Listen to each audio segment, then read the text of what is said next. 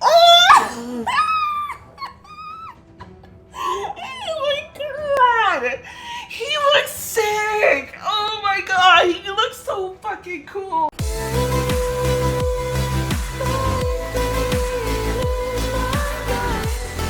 Hey guys, welcome back to Heaven's Secret, and I'm super excited because this is the finale, and I know you might not expect it to see me. I know, I have a newborn now. All of like, what, she's 8 days old?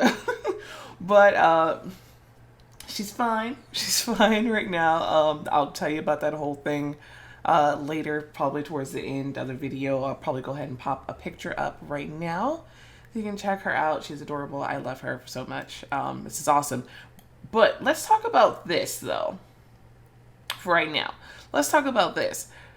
This looks sexy. I'm just gonna put that out there. I know this isn't Heaven's Secret, but that looks sexy. I'm excited for that. I'm less excited about this whole rating system. I don't like that. I feel like people are going to take that and just like do nasty things with it. Just be cruel for no reason.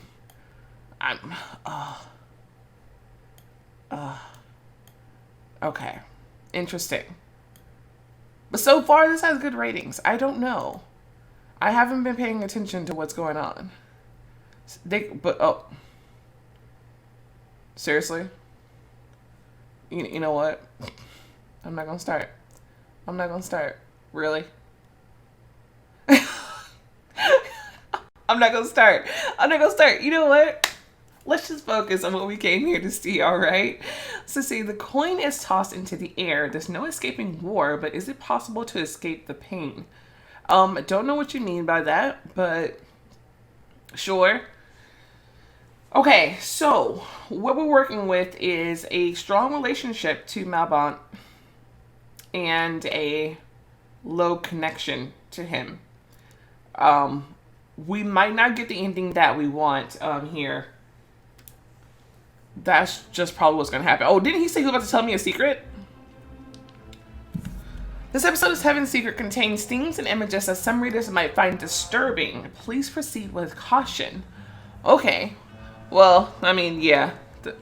The story can be pretty disturbing, I'm just saying. Chapter 10. Malam Necessarium. Do you want to know Heaven's most important secret? Yes, we've been waiting for this. Do you want to know what your beloved angels are hiding from all of you? What Shefa is hiding? Yes. With a sharp movement, Malbon removed his top, exposing his torso. In that case, Saper Odd Melody. He turned around with his back towards me.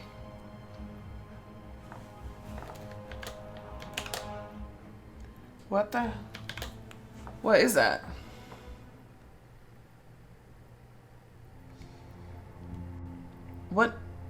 What's that? The mark of the one who has guided me all this time. The mark of the one whose whispers I've heard ever since I was born. Okay, wait a minute. You remember that like weird, creepy guy? I'll put a picture up. We thought that might have been like his, other form or whatever, but what if it was like somebody else completely? Whispers? I heard them. She has been hearing whispers. Wait, isn't that the one who whispered to her that, shit, I forgot what he said, but he said something like,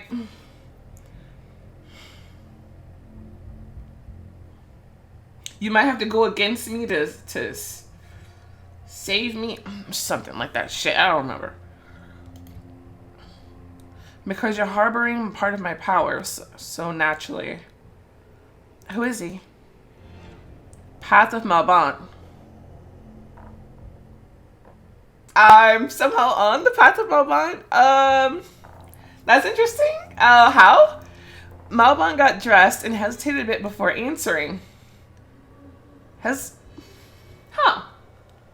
Don't know how I'm on it, but I feel right now I'm feeling kind of good about it. Heaven doesn't know its own history.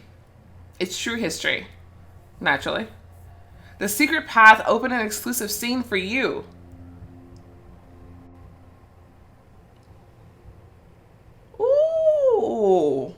Okay, wait. So since I'm on the path to Malbon, I don't know how I got there. Can you get to the path to Malbon by being either high relationship or high connection? Because I definitely didn't have a high connection.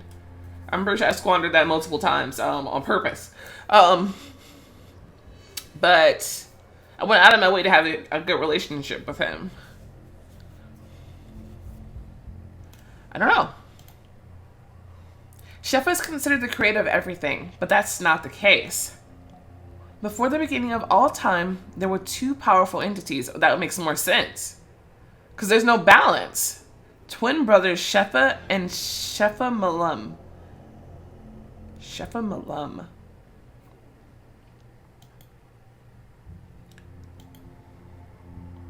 They created the universe and the world.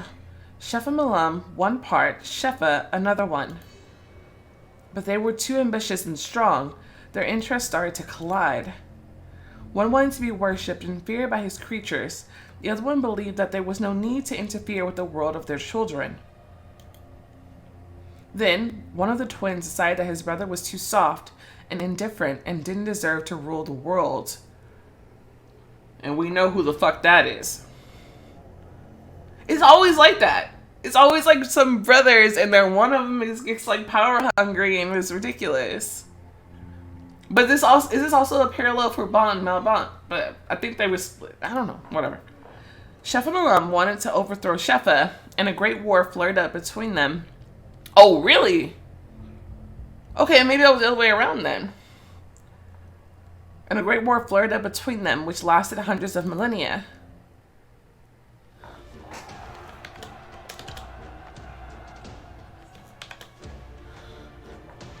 Oh, that is him! That is him! That's the guy we saw on the thing. Two brothers, two deities, equal in strength, but everything comes to an end, and so did their battle. To win, Shefa Malum created Earth and its weak creatures. So insignificant compared to the immortals that they'd worship Shefa Malum as he desired and make him stronger. Hunger, plagues, fear. Earth was dying. Shefa couldn't watch the torture of children, albeit not his. And he revealed himself to them and gave them hope. To the horror of Shefa Malum, people began to pray to Shefa, not to him, the creator. Shefa grew stronger and soon overpowered his brother. But the twins who created all things couldn't be destroyed, so Shefa sent Shefa Malum into the world of non-existence. The CGs!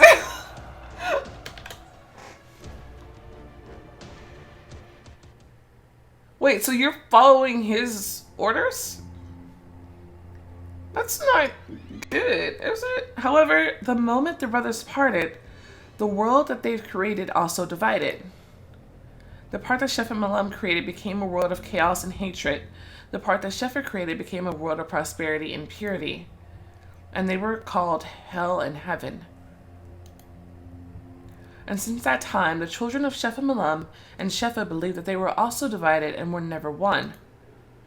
They didn't know there were two creators, and one of them was locked in a dungeon from which there was no escape.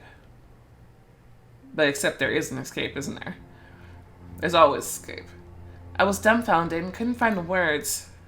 But I, the only surviving child of an angel and a demon during a period of instability, heard Shefa Malum's voice, and that's why he kept killing all the children who were angels and demons. Because he realized that Shefa Malum was trying to...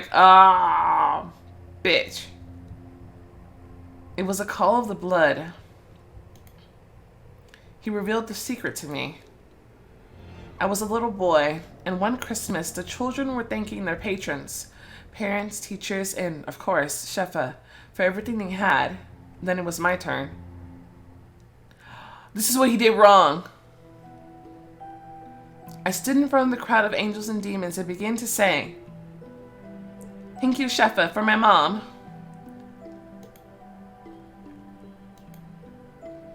And thank you, Shefa Malum, for Dad."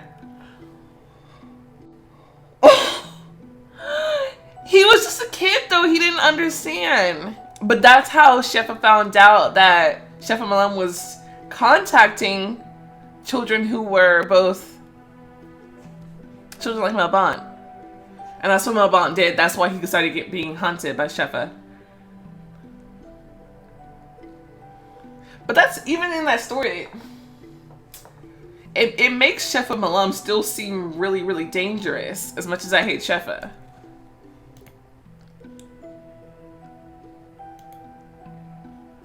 Bon? Hundreds of angels and demons began to chatter.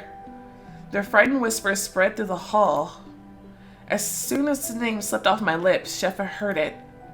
One of the seraphim rushed to me to calm me down and get me out of sight, but I got scared. Rushed to you to calm him down? Oh, but he was calm. So he got scared after he got bum rushed. Yeah, if some asshole ran at me with the face like that, someone come with me? First of all, I'm a child, you're a stranger, and your face looks like that. No way. I saw the horror on his face and felt his animal instinct to destroy me. I got scared. I was small and didn't know much, but I figured that out, and I was terrified. No. There was this power in me, and it grew and got stronger, but I still didn't know how to control it. And it broke free. You deserve that, dude. Sarah fell to his knees. His face was riddled with black veins. Bon.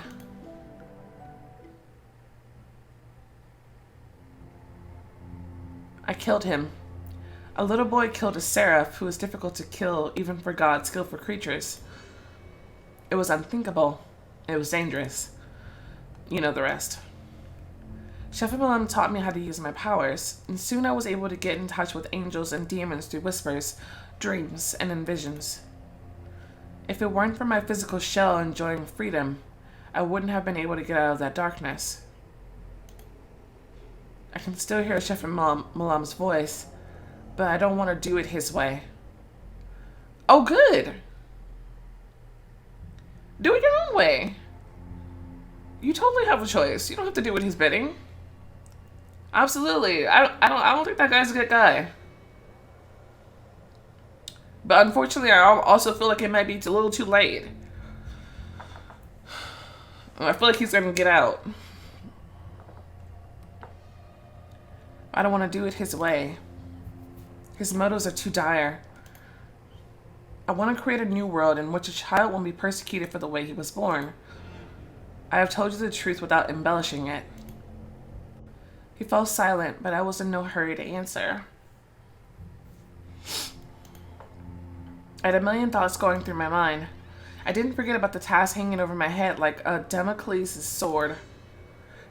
Having learned Malheaven's secret, all the secrets and hidden motives on both sides only convinced me that Malbon is right or Malbon is wrong.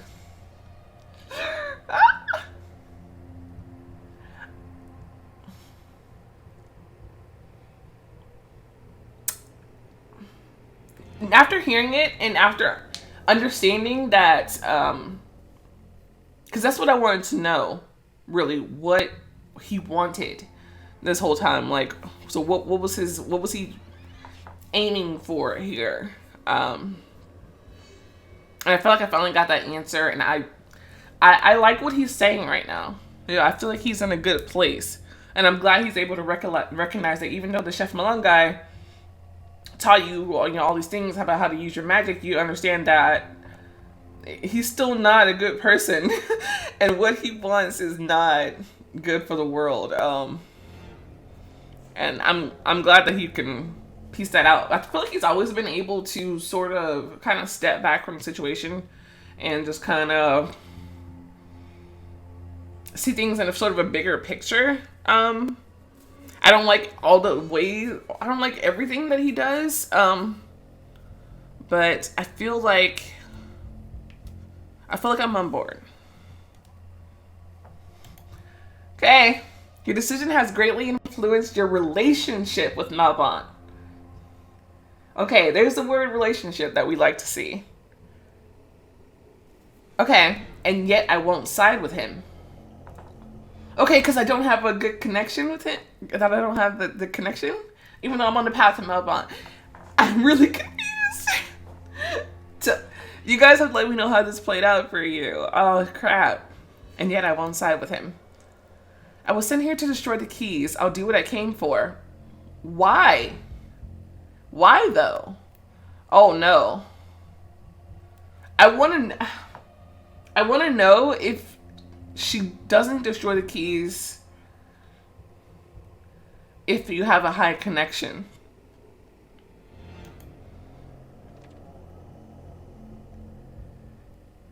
You didn't side with Malbon and will fight against him. And that's because of the low connection. But we still have a high relationship. Should we let this play out? Oh Lord. I don't really want to fight against him at this point. But you have to have both high connection and high relationship in order to not fight against him. Oh Lord. Okay. Okay. Let's see what she says. You're right. Sheffield betrayed us all by hiding the truth. He needs to be overthrown.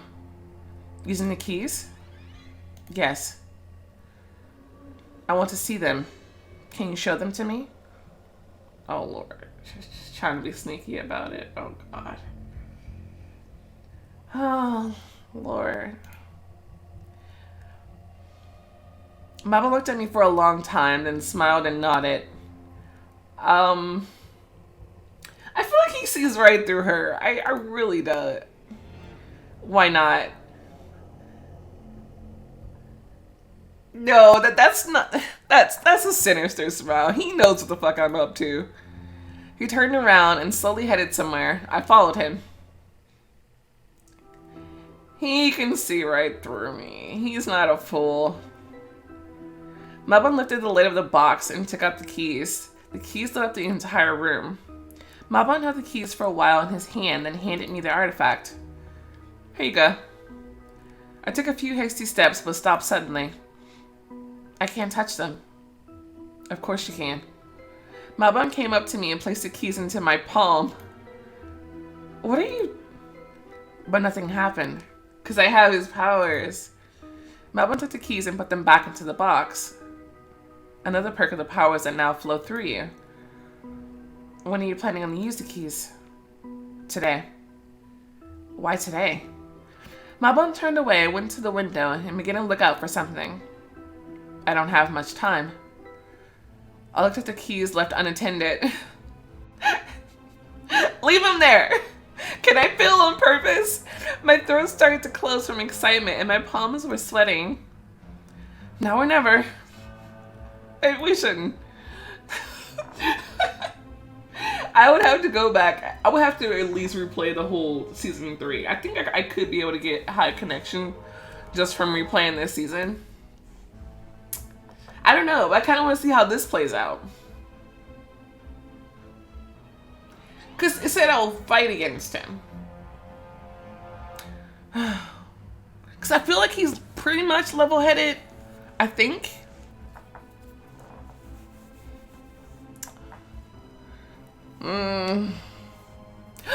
Wait. Then wait a minute. Wait. Then it was Sheffield Malum who told me that I needed to fight against Malbonte to save Malbonte. Then he can't be trusted. Is that what he said? Wait. If he's the one who said that, it was either him or Sheffa. And either way, it can't be trusted.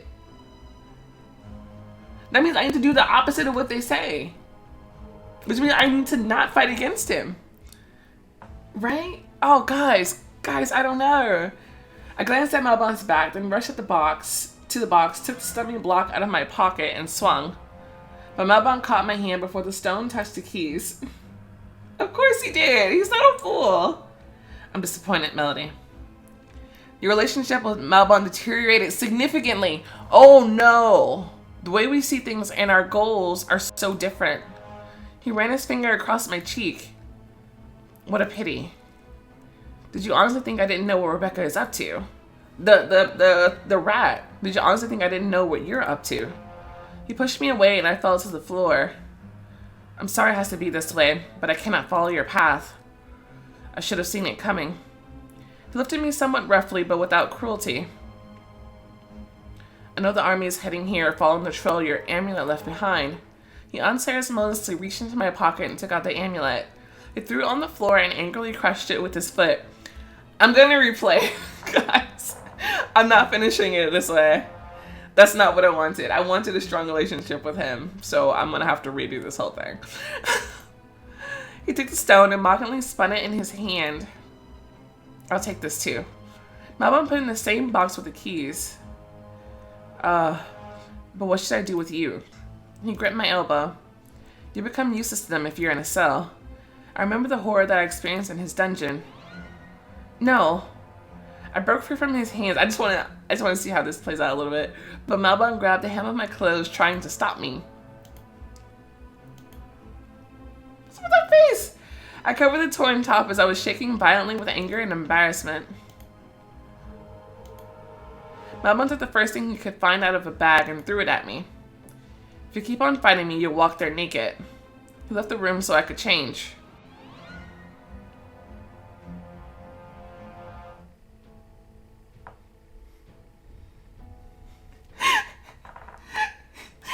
Talking about, like, he'll get angry and then he'll like sort of be like sensible about it. He's like, yeah, like, oh yeah, I'm a bad guy, totally, but yeah, I accidentally ripped your clothes. Here, put more clothes on before I make you go out there. It's like he can't help himself. I don't know. He can't help himself be kind of nice, actually. He's pretty cool.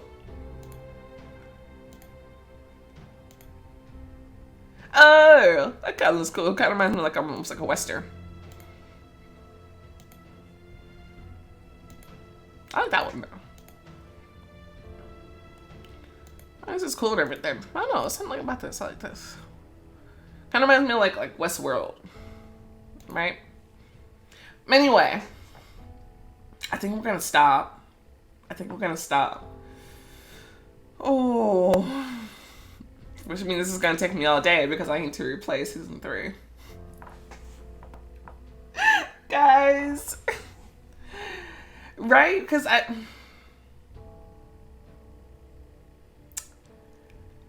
that's not what I wanted. At all. So you have to go all in. You have to have both a strong connection and a strong relationship. You can't go halfway. Alright, guys. Okay. I'm gonna figure it out. Alright, here we are again. Okay. We're gonna try this one more time. I think I'm on the strong connection. I've gotten the prompt that says I'm on the strong connection of Malbonte. This time, however, funnily enough, I think that Path of Malbonte thing, that when you get the secret thing, it makes the choice to learn about everything, it makes that free. I didn't have to pay for that before, and I was wondering why I had to pay for it this time. I think it's because my angel and demon points aren't as close as they were. I think they were like completely matched before, and now I think they're like 2 points off. 2 points off. Yeah, I didn't balance them as well this time, but that's okay.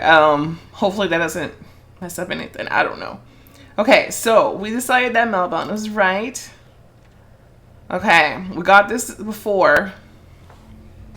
Oh, she's just telling him.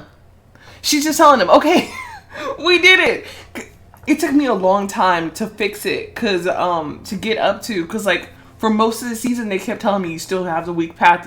I'm like, I know, I'm choosing every possible choice, dude. Okay, we've done it. I've done it now. Okay, so here we go. Angel sent me here to destroy the keys to Shepherd's Gate. You sided with Malbonte. Okay, we're in there now. We've gone all the way. We have gone all the way. Full connection, full relationship. This is it. We're gonna play this out exactly how it goes. Okay, this is it. Because I thought that you could have one and not the other, but apparently that is not the case. Um, so I wanted both. So, okay, here we go. I took the amulet and the stumbling stone out of my pocket. I slammed them on the table and looked at Malbon. He smiled slowly. Does this mean...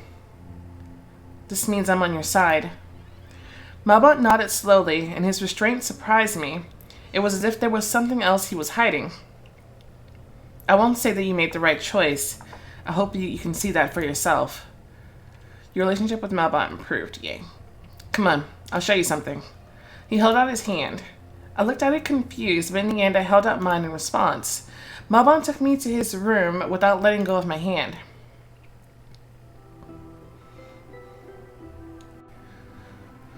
Okay, guys. Malbon lifted the lid. This is already gone very differently. Malbon lifted the lid of a box and took out the keys. The keys lit up the entire room. Okay, he showed me the keys without me asking. Malbon held the keys for a while in his hand, then handed me the artifact. Here you go. I was in no hurry. I can't touch them. Malbon came up to me and placed the keys into my palm. I shuddered and closed my eyes, but I didn't feel anything, so I opened my eyes. Another perk of the powers that now flow through you. He took the keys and returned them to their place. When are you planning to use the keys? Today. Why today? I would have done it before, but I realized that I couldn't open the gate without you. Is it because he doesn't have enough power because I have some of his? Without me? I don't have enough power. But with you by my side, it should be enough. The gate opens when the moon reaches its zenith. We won't make it in time. The angels... I know. I'm ready for them. I was overwhelmed with the excitement of the upcoming battle. I thought about those who remained outside the camp. How would they take my decision? Would they think I betrayed them? Malbon silently watched me, then said firmly, Just because you're on my side doesn't mean you have to do terrible things. But you will. I mean, yes, but not you. By choosing your side, I'll become an accomplice in everything you and your army do. Have you changed your mind? No.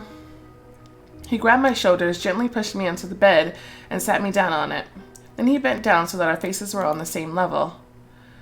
Once you've made up your mind, find the strength to bear the consequences, both good and bad. I didn't answer him. I just looked into those dark eyes, looking at me so seriously. He was also silent. Time stood still until Malbon ran his finger across my cheek. His face looked serious, unquestioning, determined. But suddenly he pulled away, straightened up, and froze, casting a thoughtful look at me. I'm not good with words. I'm used to letting my actions speak. What are you trying to... Malbon grabbed me, threw me onto my back, and laid on top of me, barely touching my neck with his lips. But then he pulled back a little as if he changed his mind. He looked at me and said, Aren't you afraid of me? Afraid I can hurt you? I'm not afraid. I have your power, or did you forget? I can fight back. He laughed. It was the first time I've heard him laugh. I didn't know you were capable of laughing. His smile subsided and his face regained its former gravity. There are many things I'm capable of. Malbon kissed me. He gently leaned over me. His lips were so close to mine. All of our encounters flashed before my eyes, and all the encounters I had before him. I'm on his side now, but am I ready to be with him? Ready, or we're just allies? Ooh, so you can still decide to be just friends. Interesting, but that's not what I'm doing. I threw my arms around his neck, excited by his proximity. I could feel Malbon's strength piercing through my skin to the very bone. We kissed passionately, lustfully, as if we were hungry for each other.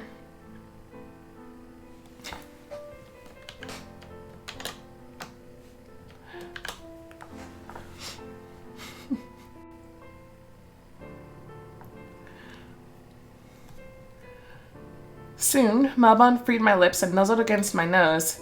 We were both silent and froze with closed eyes. Well, the irony. I gave my heart to the monster that everyone is so afraid of, but I know he'll take good care of it. Malbon opened his eyes.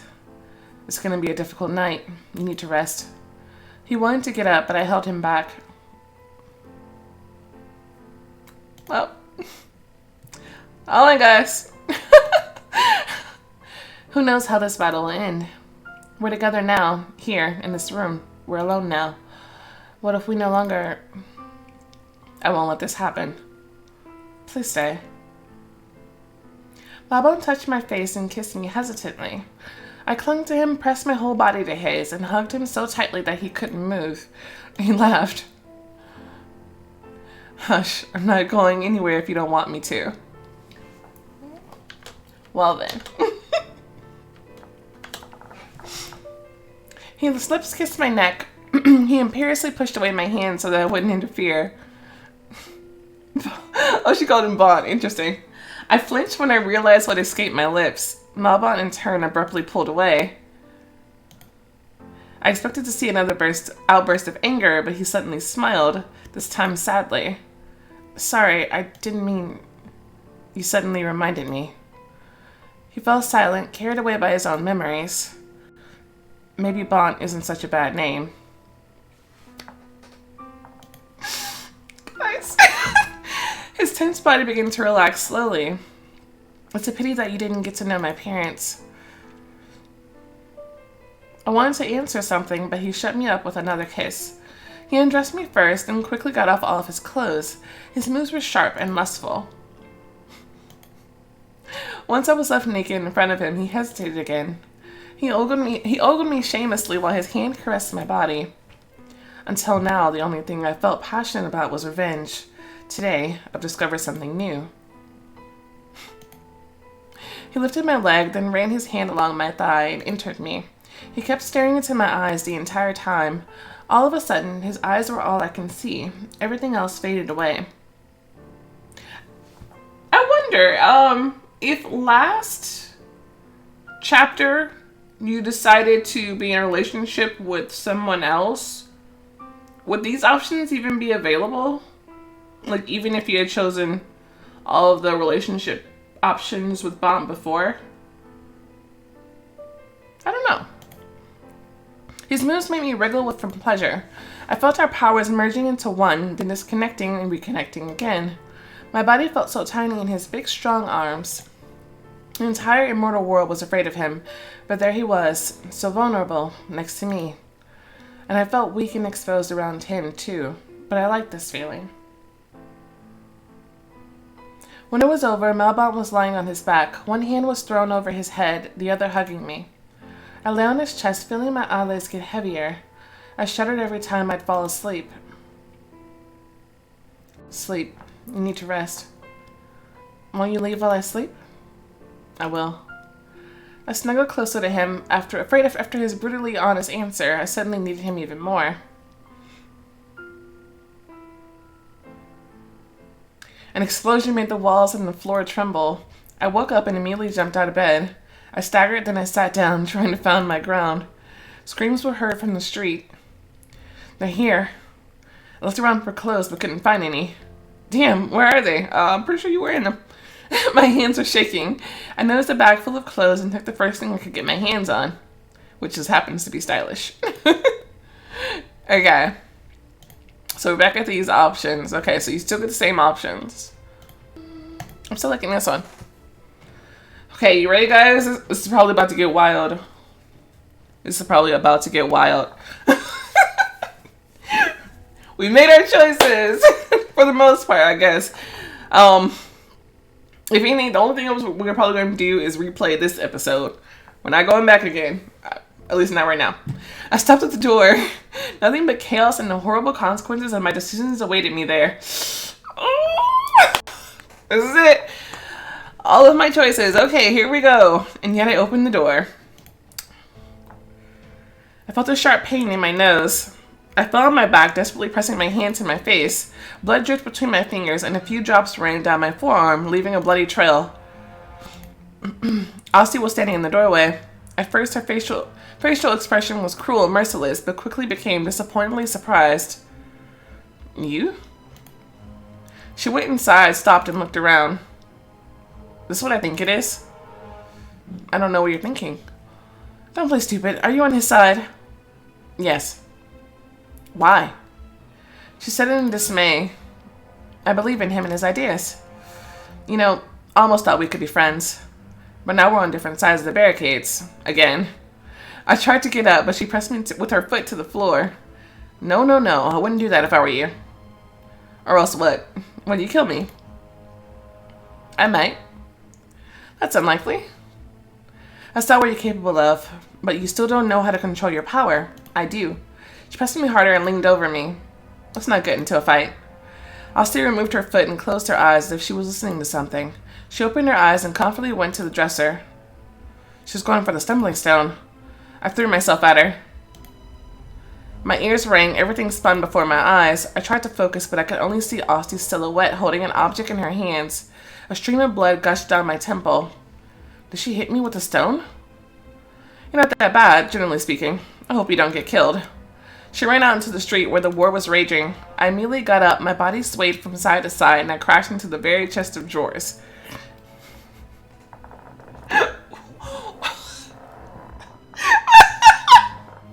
We just got our ass handed to us, okay? This is why, once again, her killing Satan makes no sense. Satan! We're gonna leave it alone. Asti! Without waiting to fully regain my consciousness, I ran after her. Ooh, my voice is like a mess. Whoa! Okay. Hate and fear took over everything and everyone. The fire from the explosions engulfed the entire city, devoured all houses, and burned every path. The Citadel has invaded Malbonte's abode, but he was prepared for them. His followers were merciless and embittered. While the Citadel's army merely carried out orders, Malbonte's warriors were prepared to lay down their lives for their cause. They were ready to fight to the death for an idea. I stood still, and my mind wasn't ready to take it all in. But before I could take a step, an explosion threw back both me and Asti, who was running in front of me. The stumbling stone rolled out of my hand and stopped at someone's little feet. Out of my hand? Oh, how did I get it back? Miss Selena lifted the stone and stared at it in dismay. And then I saw everything.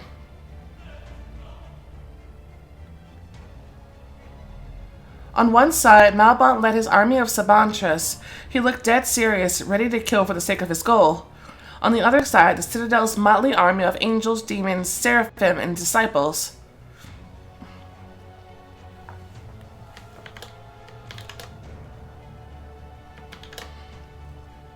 Is that fear? I immediately noticed the surviving counselor, Mom, and Demon Mammon.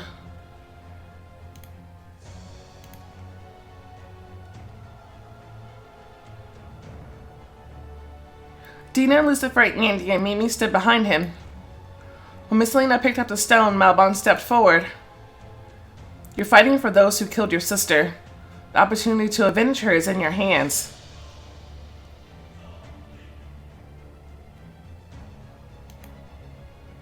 You can give the stone to me, or you can give this advantage to your sister's killers. What will you choose? Miss Selena trembled, squeezed the stone in her hands, and closed her eyes.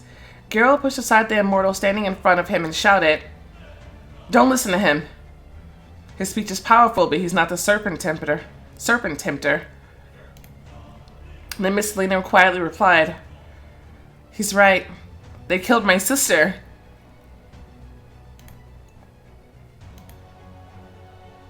They don't care about people like you, and now they're terrified that you have such power in your hands. He's manipulating you, can't you see it?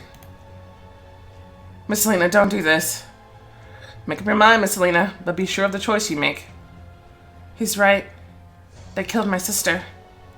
Miss Selena looked up, and now her gaze gained strength and confidence in what she was about to say. But revenge doesn't heal. It only makes everything worse. Crowley approached Miss Selena and carefully, almost affectionately, took the stone out of her hands. He patted her on the back and said in a fatherly way, Well done, girl. Crowley smiled at her and then suddenly walked towards Malbon. When he caught up with him, he just handed him the stone. Oh my god! You never know who's gonna do what! Mom instantly shouted furiously, almost shaking with anger. What are you doing? The evening has just begun, but it's already getting interesting. He's just like chilling. The seraph calmly turned around and explained, I'm tired and I'm disappointed. All my life I tried to give something to this world, but the system is rotten. All you can do is take, and then spit it out on the sidelines. But I trusted you.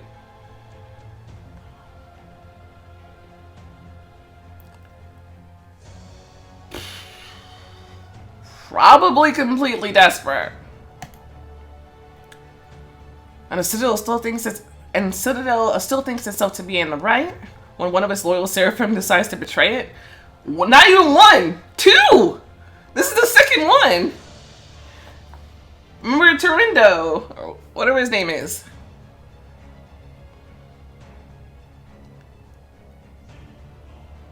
You're a pathetic coward. I respect you, Rebecca, but do not cross the line. You've already crossed it. All my past achievements have been forgotten. I was pushed to the sidelines. And now you ask me to fight and die in the battle for your cause? They do this shit over and over again to people, though. I do not know what Malbon's reign will bring us, but I'm curious to find out. For now, I choose not to participate in your battle. He bowed. Go away, old man. It will get hot very quickly. Crowley disappeared behind the ranks of the Sabantras. They shuffled their paws impatiently, hastily cleaned their feathers, and straightened up. Malbon stood still, and his face expressed nothing but a desire to kill.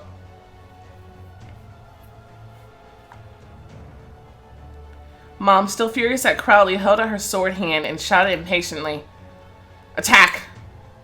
Mammon tore his flesh outfit, and his enormous body towered over the rest of the immortals. He's so cool! I don't want to fight him. Contra. The Sabantras rushed to attack. Their scream echoed through the sky. Malbon's followers flocked on all sides, violently cutting down anyone who stood in their way. Hundreds of swords clashed. Their terrifying clang pierced the air. This is the dreaded moment we've all been fearing. These are the consequences of our decisions. I ran towards the slaughter, towards my own personal retribution. Here we go. I felt scared and guilty once I killed the first few immortals.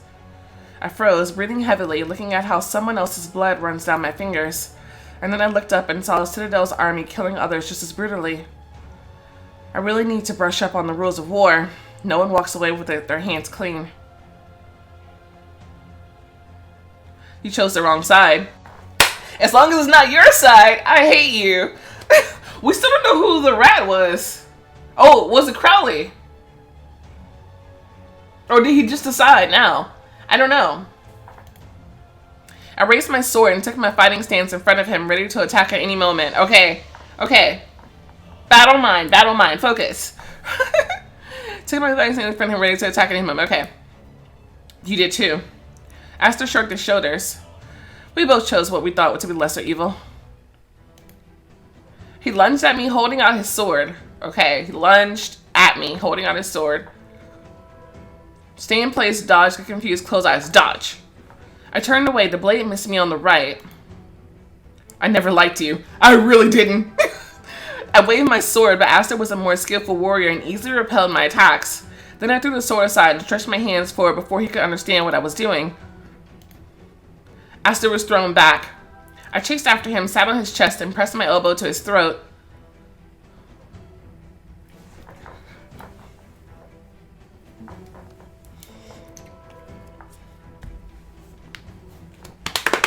What do I do, guys? Okay.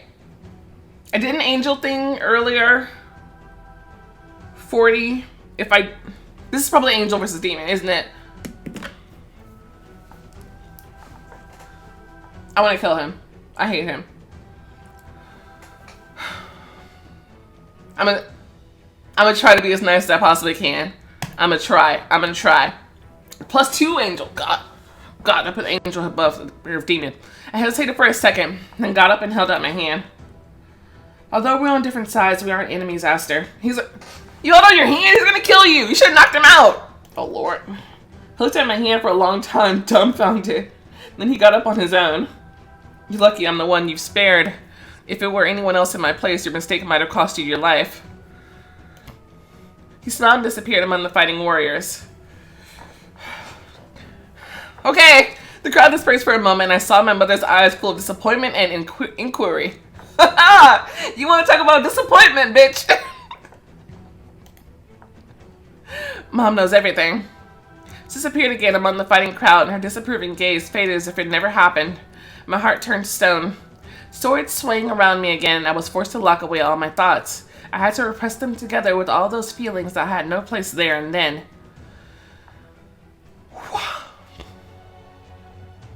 A sharp blow knocked me down. Someone cut my ankles from behind. I turned around, but I got only a glimpse of a flashing blade that reflected the moonlight. The attacker fell right on top of me, and I pushed his body away with a cry. He lay facing the ground and didn't move. Oh, Shefa. Miss Lena was trembling hysterically and looking at her bloody hands. You saved me. Me? Yes, he wanted to kill you. Didn't you notice him? Geralt swiftly turned Miss Lena towards him. He looked at her hands, then at the corpse next to me, and analyzing everything said, Go away. It's a massacre here. He helped me get up. Geralt, I know you're with Malbon, but that doesn't mean that we want you dead. It doesn't. Now go. Miss Lena clung to him and desperately begged, Please come with us. Melody, take her away. I tried to unclench her hands from Geralt, but she was adamant. Please. I'll find you. Go. I squeezed Miss Lena's wrist and I could feel her bones screeching under my grip.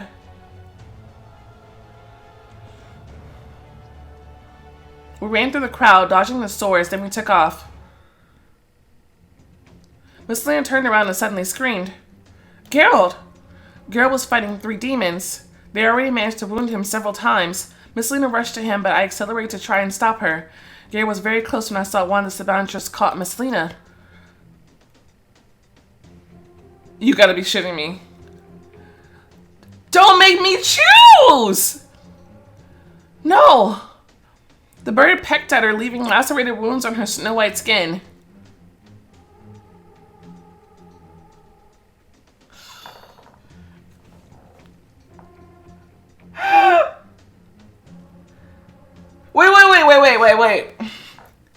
Wait. Do I only get one choice? I have enough points to save them both. Surely they'll let me save them both. You know I'm going after Geralt first, though.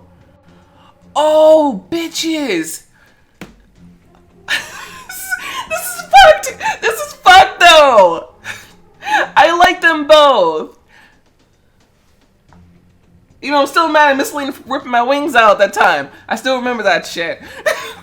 I don't want her to die. What the hell? Oh gosh. But you know I have to go after Geralt first. You know I do.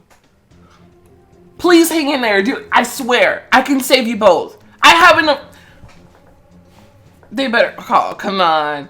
Come on. Miss Lena, hang in there. I'll be back quickly. Miss Lena was farther away, but Geralt was very close. He was at the end of his rope. He was fighting without as much as looking at his opponents. He had blood pouring down his face and clouding his vision. Geralt! A ball of energy burst out from my palms, loomed over the attackers, and then exploded with pure energy, impaling them. I didn't know I could do that. Geralt, falling on his back, spread his arms to his sides. He tried to catch his breath without fainting. Geralt, how are you? He raised his head and smiled at me.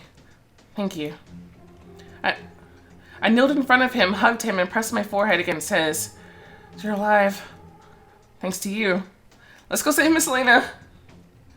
Come on, I have enough points. Oh no. No! Geralt shuddered, got up, and looked at the sky, looking out for Miss Lena.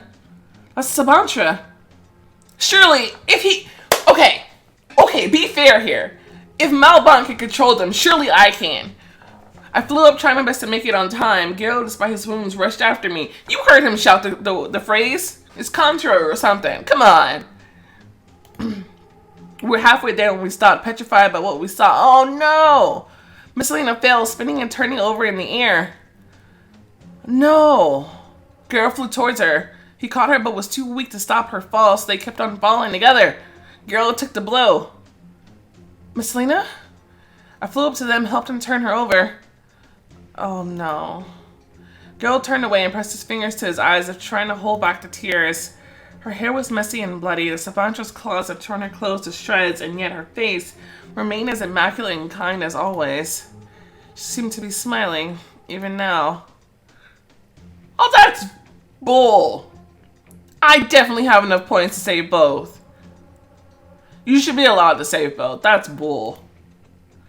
Geralt hugged her lifeless body with all his might. Well, I guess they're trying to show you that that's not what war is about. Not everybody can always be saved.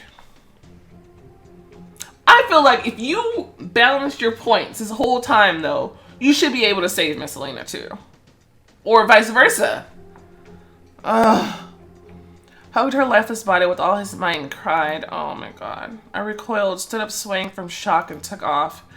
I soared up to the sky and rose above all the mess of the intertwined bodies. I stopped on a ledge from where I could see the entire battlefield. Oh, jeez. Wow, that artwork is beautiful, though. Everything seems so surreal from up here. A battle of two equal opponents. The battle of the strong against the powerful. Savantra's roared, tore off soldiers' heads, and pecked at their faces. Citadel's warriors quartered everyone in their path. Somewhere there, inside the bloody massacre, my friends were fighting. Somewhere out there, hundreds of lives ended every second, and the rest were hanging by a thread. Onward! Attack! I stood above it all and breathed heavily. Slowly my breaths turned into sobs. I shouted into the void. I shouted to Shefa and Shefa Milan about my pain, but my scream, like the screams of other warriors, got drowned into the meat grinder. I covered my mouth with my hands, but the scream just burst out. My heart sank when I saw Mimi among the fighters. She wasn't fighting. All her movements were like a dance. A graceful, deadly dance. Mimi. I could no longer stay away. I spread my wings and threw myself into the maelstrom of death. Malbon and I were far from each other, but our bond was unbreakable. We fought for a common cause, and our every step, every wave of the sword and wings served the same purpose. The old rule needs to be overthrown. Shefa has kept everyone in the dark for too long. We're here to have our say. We're here to fight for our rights. On Earth, I was an ordinary girl, but heaven gave me the strength to make this world a little better, to leave a mark. I chopped up soldiers, deflected attacks, defended myself, and attacked. I was ready to crush another enemy with my power when suddenly I stopped. Melody? She looked at me anxiously. Are you on his side? She whispered in almost an awe. Yes. I hope you know what you're doing. She repelled the attack of one of Malbon's demons and wanted to hide, but I stopped her. I'm still me, Mimi. We both think we're doing the right thing, but our definition of right is different. She looked sadly at me for a long time, then hugged me and whispered, Try not to die. I'll forgive everything, but not your death. Do you understand? And she immediately disappeared among the fighting warriors. Okay. Hopefully that means she's safe. I don't want any death of my friends, okay? My body ached, my eyes were covered with sweat, and my hands were trembling. I stumbled over someone's body and came face to face with death. I didn't know who it was, but his features would surely be imprinted in my brain until the end of my life. I backed away from him. I saw legs rushing past me, Sabantras and mortals are flying overhead. I kept looking at this lifeless face, unable to turn away. There were no timeouts during the war. The war was closing ranks on me, making me forget about fear and making me plunge back into this endless and vicious circle of defense and attack. I was...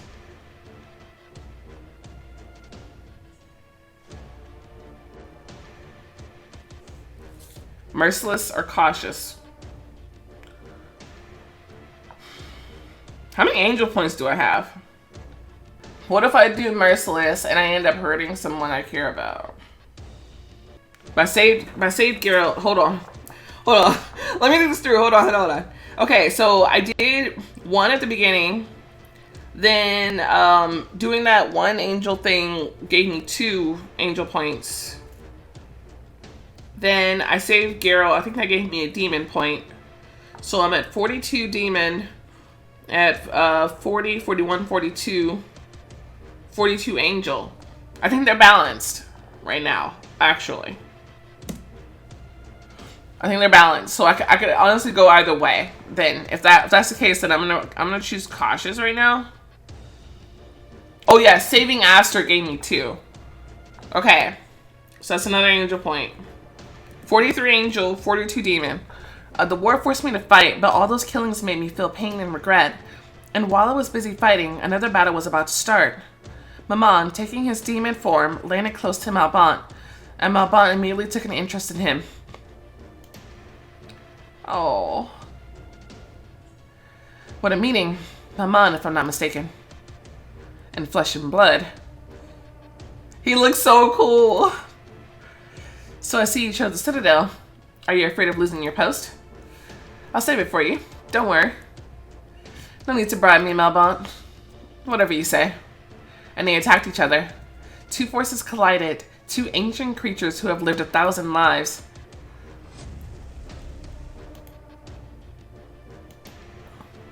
Malbonte's blows threw Malbonte significantly aback, as if he weighed nothing, but Malbonte jumped up every time as if these blows meant nothing to him.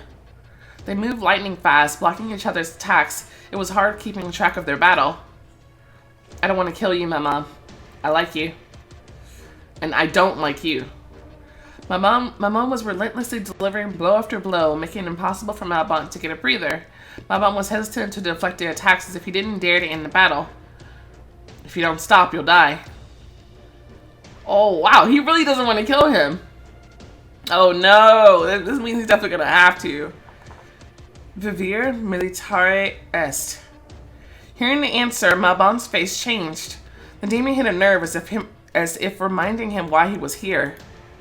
Malbon knocked him down again. Malbon fell to the ground. Malbon wanted to strike the final blow. Fool! Malbon closed his eyes, and when he opened them, they were blacker than the dead of night.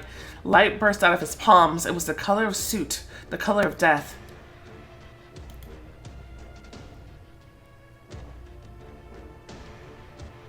And this light pierced Malbon right through. And this light took his life. Dad! Shit. Fuck! Ah, damn it. Mimi rushed. Oh, God. Stay away! No! Oh, no, no, no. Mimi! Oh, here she go. Oh, I can't blame her for that. Damn it! Oh, I did not want my mom to be involved. Shit. I don't think there's any way to around that, though. Unless I'm on the other side, maybe I can save my mom. How many people can you save on the other side? How many people can I save on this side? I could save fucking Aster. Mimi, so tiny, fearless, and full of despair, flew straight to Malbonte, well knowing that there was nothing she could do. And yet she flew anyway.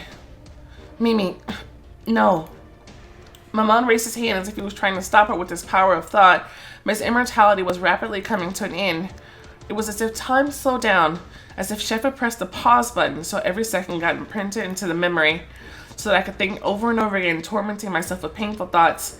What could I have done differently? What could I have done differently? Oh my God. I saw Malbon. His wings were pressed to the ground. His feathers quivered in the wind, and some of them got torn out and carried away. I saw Lucifer in the sky, dumbfounded by rage, and I saw Mimi's face, wet with tears, and I shouted, Mimi, no! Mimi turned towards me. I managed to get through to her despite the bitterness and the pain of her father's death. Mimi slowed down, and Malbonte, blocking her attempt to attack, threw her aside. Mimi fell to the ground, unconscious. Mimi? Lucifer only stared at Mimi's motionless body, feeling an all-consuming rage directed at Malbonte. Dude, she's not dead! Oh no! I would have never seen such a wild, distraught look. You're dead. Oh no. Wait, you said I got through to her. Is it because we're close? Would she have done? I don't know. Lucifer attacked Malbonte, but he pushed him away with one blow. This is war. Do you think I enjoy it? Lucifer wiped off the blood from his lips and stood up. I think so. They stood opposite each other, staring wildly. Malbon did nothing. He was calm and collected. You're angry with me. You have the right to be. But this is the hill you want to die on. Lucifer muttered through his teeth, and his voice sounded more like a roar. It is. He folded his wings behind him and ran towards Malbon. His hands clenched into a fist, and his body turned red as if soaked with rage. Malbon sent a stream of energy at him. Lucifer turned and spread his wings, taking all the blow on his back. He fell to his knees, but immediately got up and continued his attack, and then threw a fiery ball at him that escaped from his palms. Malbon brushed it off with his hand. His skin got burnt, but he paid no attention to it, only curled his lips in pain. The games are over. Malbon soared into the air and released a black ball of energy. Can you stop? Can you stop? Lucifer started to back away, but the ball managed to engulf him. I didn't know what it was doing to him, but all of a sudden Lucifer fell to his knees and screamed from excruciating pain. Goodbye, Lucifer. Malbon turned around, was about to leave, but stopped, realizing that the cry had ceased. Lucifer got to his feet. His knees were trembling. He straightened his shoulders, overcoming the pain. You just don't know when to give up. Lucifer spread his arms. The ball of energy around him burst, but he didn't move, as if he was distracted by something. His muscles and bones moved eerily. Lucifer, feeling something inside, he tightened the skin on his chest and tore it. When Lucifer looked up at Malbon, he saw a completely different look. Malbon was on alert. You've acquired the second hypostasis. Congratulations. Oh!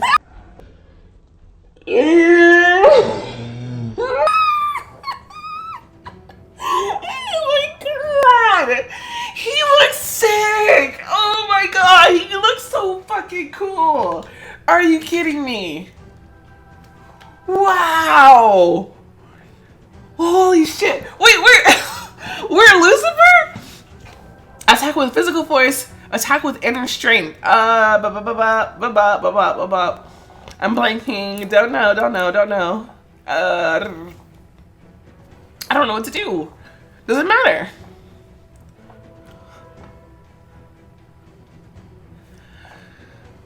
Physical force, inner strength.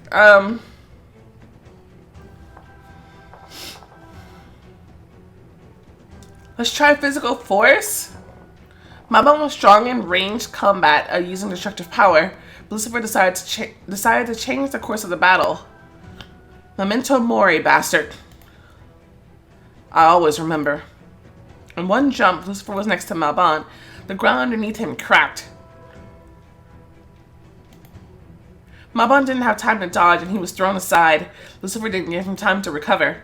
He was directly right in front of him, delivering blow after blow. Each of his blows was full of hatred and aggression.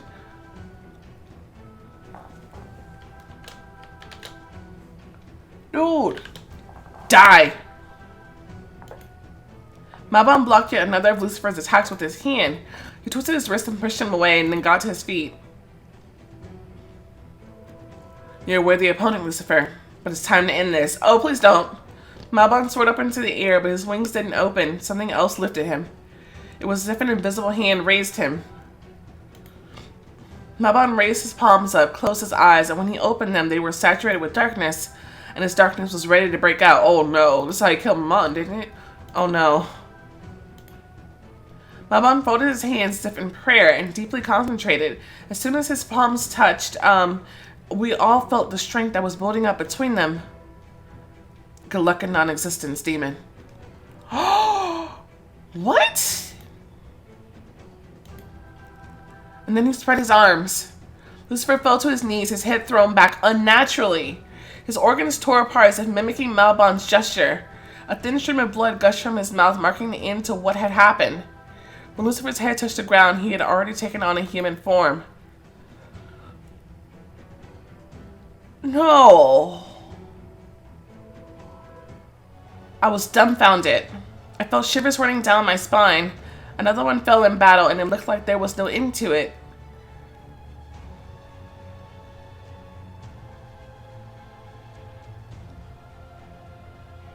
Oh no.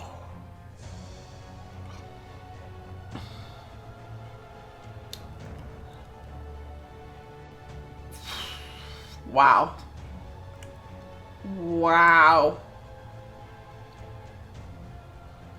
So Lucifer's dead? Oh my god. Okay. Guys.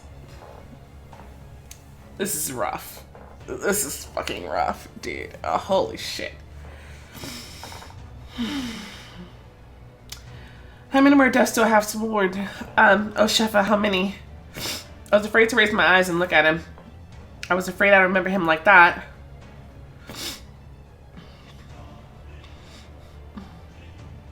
Dino, on the right. I raised my head and saw a flock of sabantras. They surrounded Andy and Dino in a deadly circle.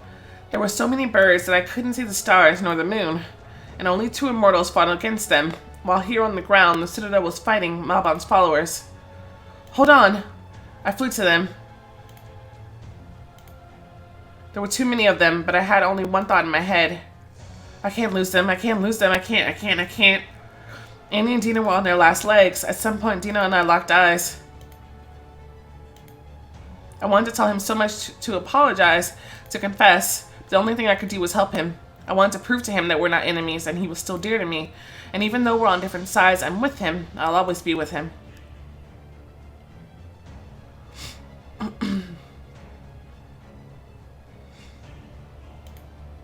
The Sabantras were furious. Having fought with them for so long, the boy's strength had dried up, so the birds made us to strike more often.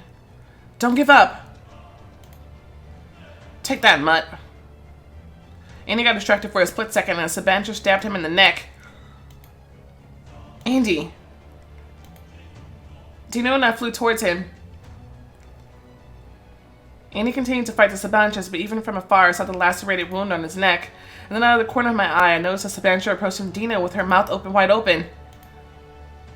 Dino, watch out! She knocked him down. I saw every detail as if every millisecond was imprinted in my brain. Sabantra opened her mouth even wider, tore a piece of flesh from his neck, then another one from his face, and then it bit off his hands as he tried to cover himself. Are you kidding me? Oh my god! Dino tried to defend himself, but he was at the end of his rope, and the pain prevented him from using his inner force. And then a Sabantra broke his neck.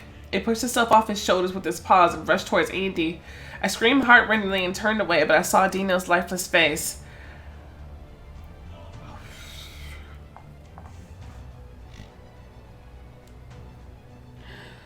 Okay. Okay, guys. Alright. Oh my god. Okay. Okay, guys. Yeah.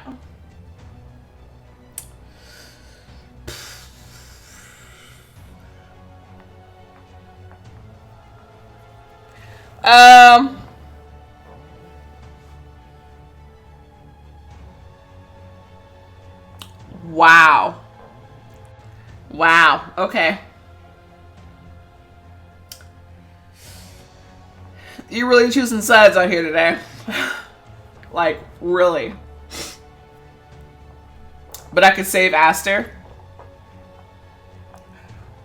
I'm a little mad by that. However, I chose this side.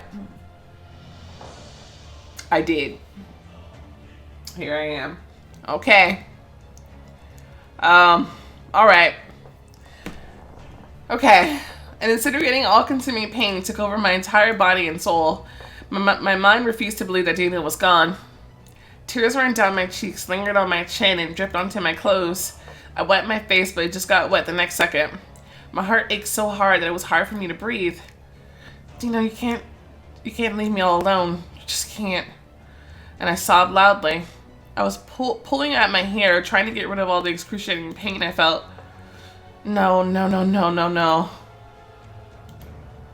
I fell silent, shaking and sobbing, and turned around. Samantha continued to torture Andy.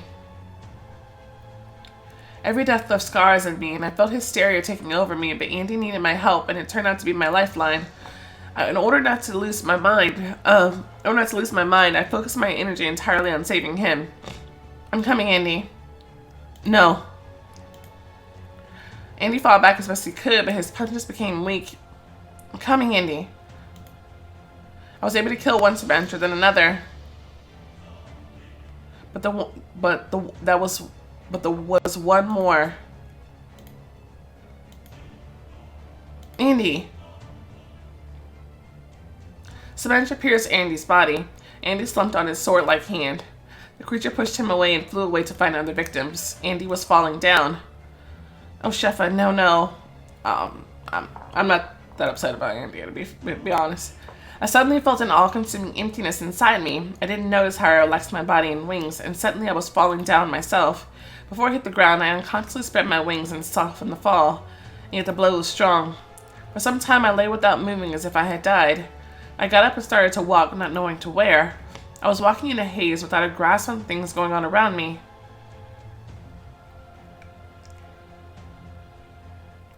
Surviving counselor stood in front of me. He was calm but determined and merciless. I was tear-stained, exhausted, wounded, and tormented by grief. I looked at him indifferently as if he was a passerby. Nothing and no one will give you a break. I understood that much. The war wasn't yet done hurting everyone. I always wondered what motivates mortals to betray. Faith in an idea. So be it. The counselor swayed his sword and took a fighting stance. The blade lit up with a blue light. This light moved like a flame. I really hope that thing won't touch me. The counselor lunged. The blade flashed on the right. Dodge to the left.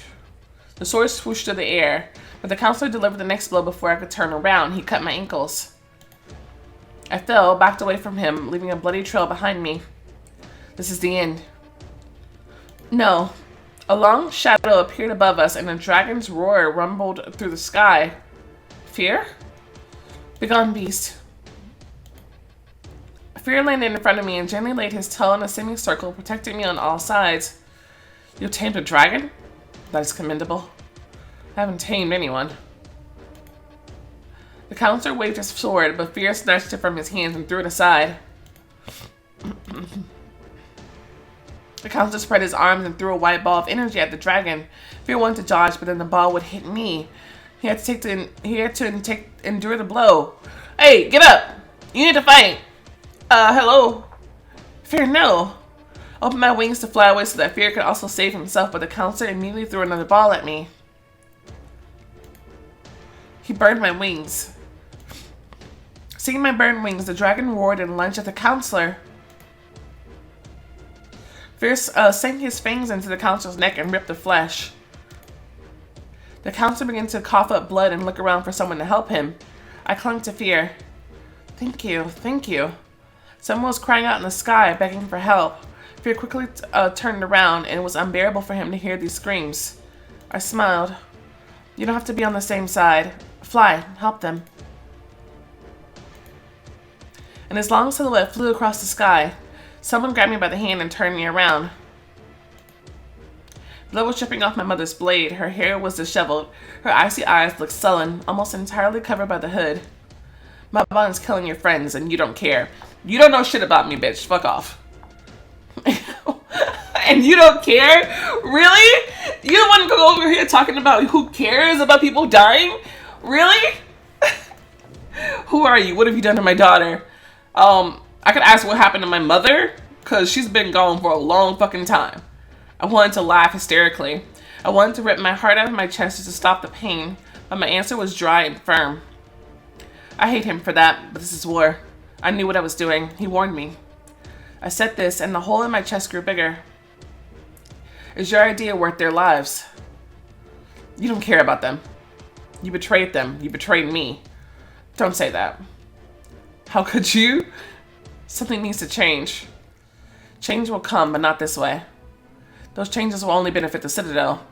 Your reign has come to an end, Mom. She smiled menacingly. Maybe you're my daughter, but you won't get away with this. Never. She threw the sword to the ground and brought her palms together. The wind whirled around us. What are you doing? Attacking you, sweetheart. She don't care about you. I go back and forth with the mom. Uh, all in all, like, all in all, I wish she would just sit down somewhere. I don't know, but I mean, I don't hate her. I just don't like her. The wind kept swooshing, and it began to close in on me. I started to feel a lack of oxygen. My consciousness was clouded. What are you doing? I don't know why, but Malbon needs you, but he won't get you. I was suffocating. I felt my knees clutching at my throat and tried to take at least one small breath. No. I could feel the power in me, but it was so difficult to free it from the depths of my body. But anger and a sense of self-preservation made me persevere. On the verge of losing consciousness, I tried to focus on that energy. I tried to imagine how it breaks free out of me. The sound wave threw away everyone around us. The wind slowed down. I gasped for air. Mom jumped to her feet and resolutely walked towards me, preparing for another attack. No.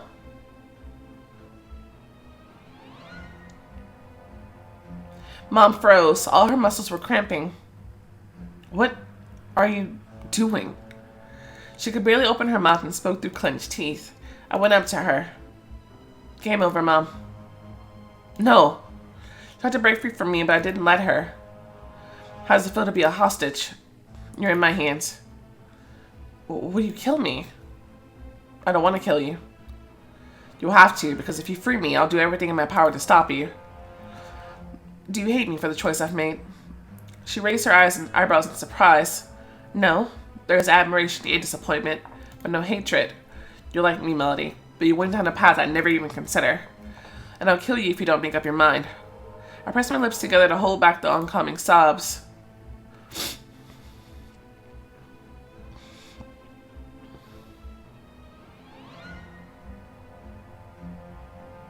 And they gave me the option to save her. Like, seriously? Who cares? Like, who cares about saving her? Like, I don't know. This seems ridiculous. Alright. Okay. Sure, at this point, spare her too. Who cares? No, I won't. I took a step back, weakening my grip. Mom relaxed her shoulders, but her face looked tormented as if she wasn't happy with my decision. You should have killed me. I'm sorry. And she blasted me with energy, and tears of regret sparkled in her eyes. I froze, struck by the deadly force heading towards me and the fact that my mother kept her promise. But at the last moment, Malbon stood in front of me and repelled my mom's attack. Some family, right? Mom threw balls of energy at him, but Malbon repelled each and every one. He was getting close to her and finally grabbed her by the wrist. Don't make her regret choosing you. She won't regret it, I promise. Mom didn't try to put up a fight. She accepted her defeat with dignity. No. Malbon touched her temple and black veins covered her entire body. Mom's eyes also turned black and gray smoke came out of her mouth. She dropped dead.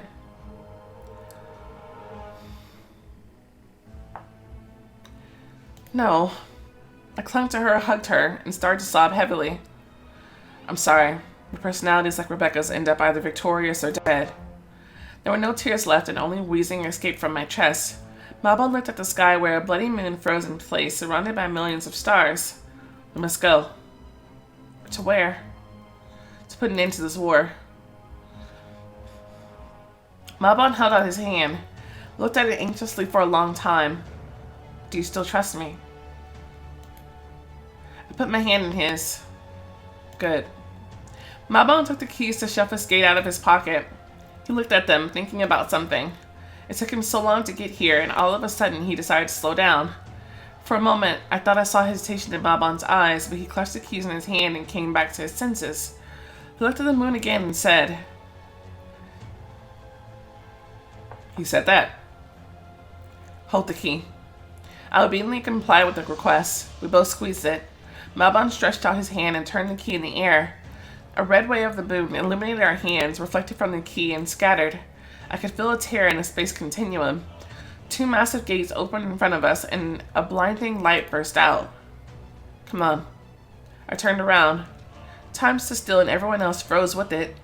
The rumble and screams stopped. The sudden silence was deafening and so unnatural compared to the violent slaughter. Malbon pulled me inside. Come on. I've waited too long to meet Shefa. It's not much to talk about, to be honest. We stepped through the gates. The doors closed behind us, and the tormented screams resumed.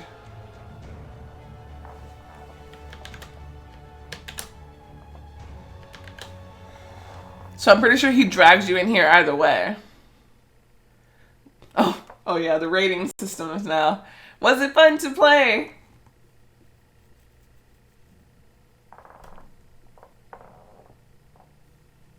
No. No, it wasn't.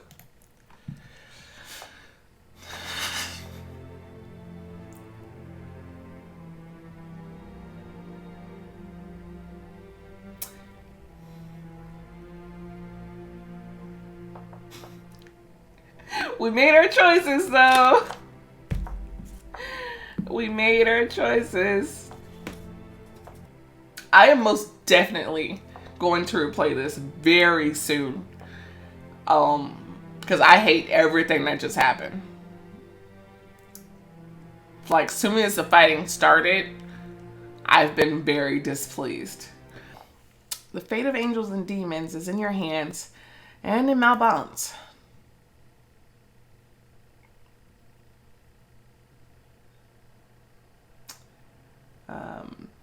Yeah. Yeah, we need to undo, change all of that. I don't know how yet, what I need to do to fix that, but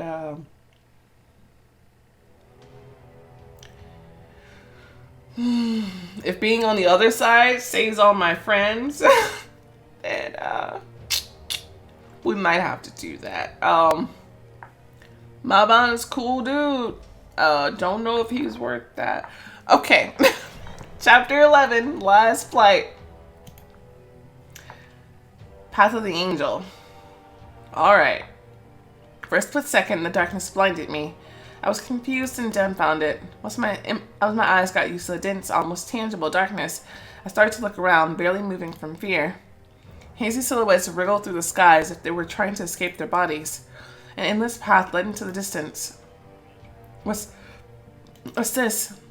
The entire sky was taken over by something resembling a black hole. It loomed menacingly over this world, slowly sucking in everything in its path. On the other side, I noticed a fiery vertical light, illuminating something in the distance. I went towards it, watching the black giant devouring everything around with horror.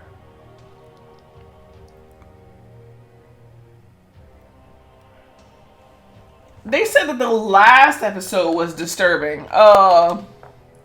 This is the most disturbing thing I've seen yet. I have to get out. Someone's withered hands grabbed my wrist, and his eyes, which were almost falling out of their sockets, glared at me desperately. These eyes, they're so familiar. Before I had time to identify the memory, the creature pulled me towards the light. It ran and stumbled, but pulled me along nonetheless. Where are you taking me? The closer we approached the light, the more clearly I could see the throne and the figure quietly sitting on it, awaiting our arrival.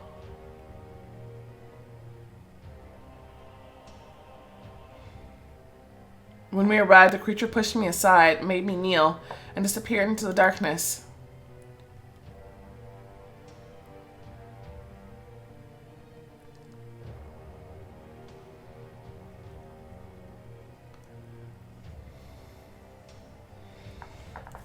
Okay. I don't know.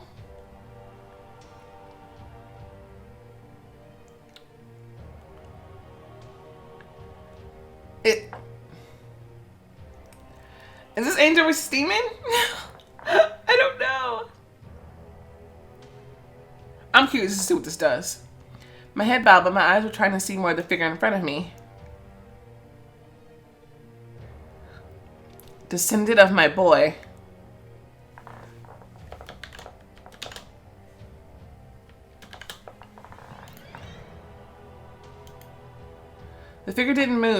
only see some traits of his face. I'm the one who created the darkness. Chef Malone held out his hand, clutching an amulet. Wait, wasn't he banished into non-existence? If non-existence is a place, can you take people out of it?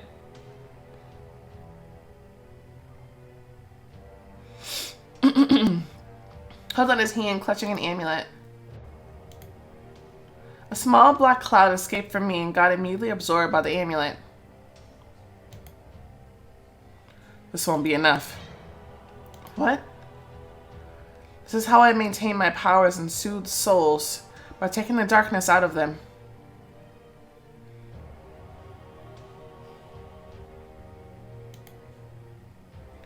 What is this place? Why am I here? Didn't Shefa imprison you? This world is my dungeon. But you're not the only one here. Once I ended up in this place, those souls which non-existence rejected started to flock here. Non-existence rejected? Those poor, lost, rejected souls did not deserve to be forgotten. I was silent. Shefa Malone was also in a hurry to speak. But my curiosity overpowered my fear, and I asked, Malbon grew up here? Malbon. He chuckled. Shefa said Mal to me. We threw him away like a piece of rotten meat. The poor boy couldn't contain his anger. His bloodless lips curled in a semblance of a nostalgic smile. I became attached to him, to this boy who heard my voice, and decided to help him get out of here. After all, he was still connected to his body on the other side. I nurtured hatred in him, like a gardener growing a flower. I watered it with anger, wiped its petals with bitter poison and resentment, and irradiated it with darkness. He gripped the armrest of the throne, and his nails dug into the titanium cover, grinding furiously.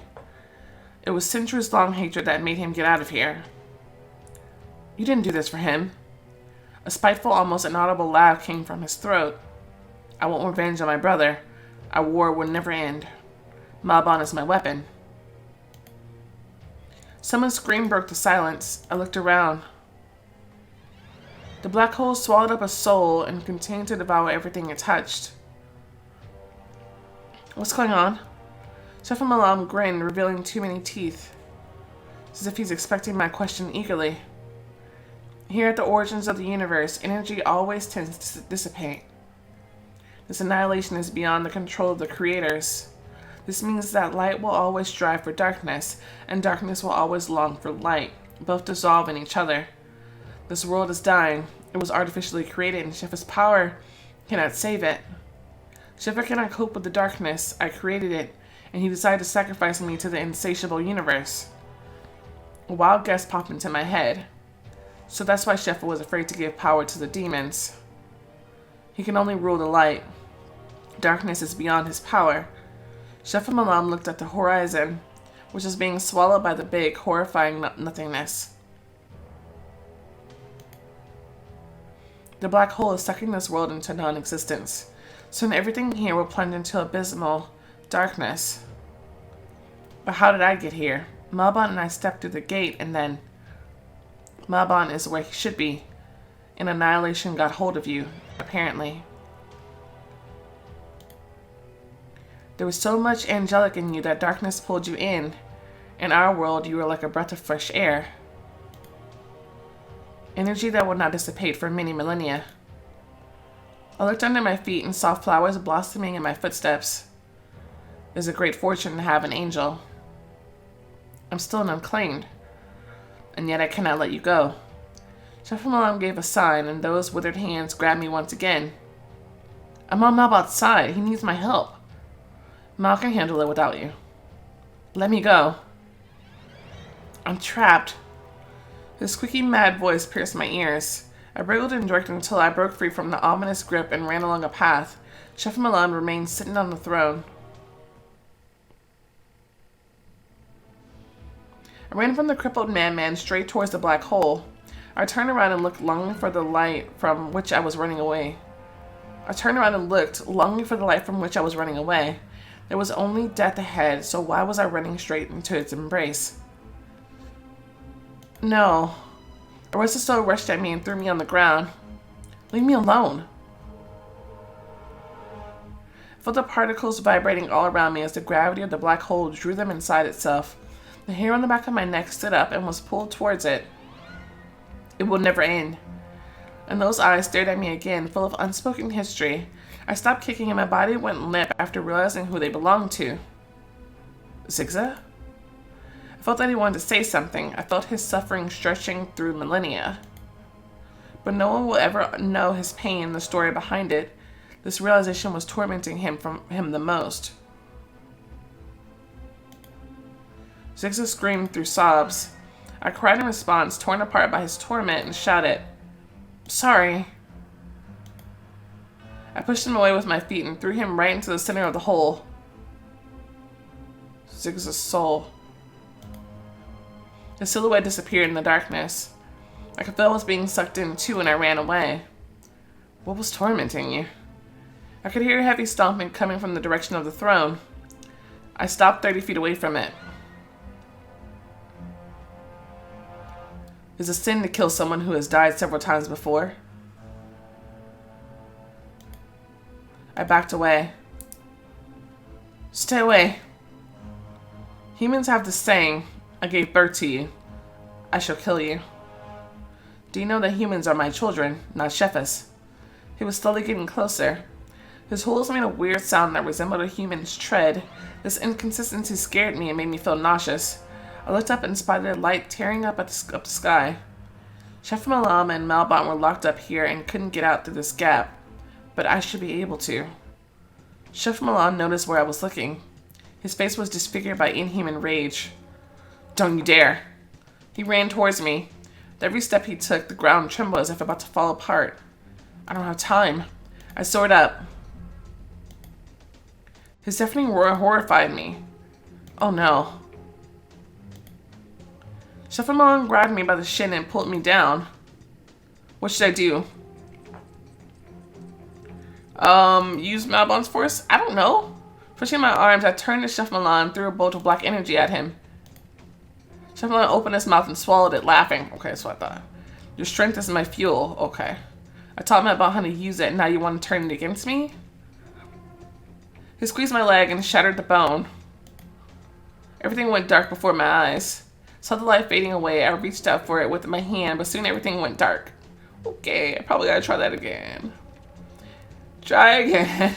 That's where I was looking. Okay, I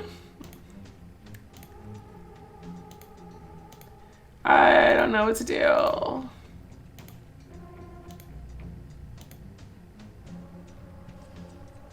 Fold your wings and take the fall. Oh shit. I could decide. Come on, come on.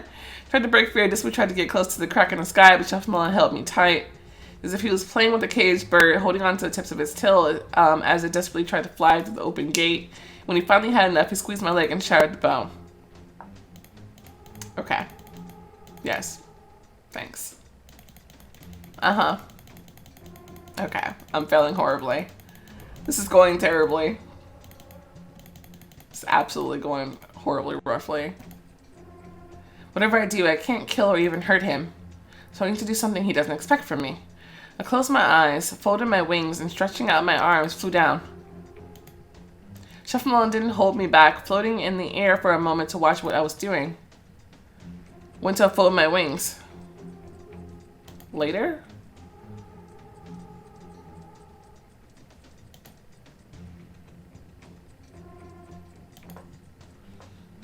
Oh, this was like when we did the dive. Yeah. You're supposed to wait twice and then you open them. Opened my wings and flew headlong into the sky. The wings ached from the tension. It felt as if I had dislocated part of the wing, but there was no time for weakness. Chef Malbon rushed after me. He stretched out his claw, trying to grab me. But I dodged. Yes. Something held me back. I looked down. Chef Malbon's amulet grabbed onto one of my straps. I took the opportunity. No! The amulet tore off, making a ringing sound. I caught it mid-flight and carried on. Okay. What else to do with this? The light called and beckoned to me. It shone too brightly, and the Chef of Malon could no longer pursue me. The creator remained amid the darkness he created. He growled heartrendingly like an animal. I powered through pain and exhaustion. Come on. The light swallowed me and the darkness receded.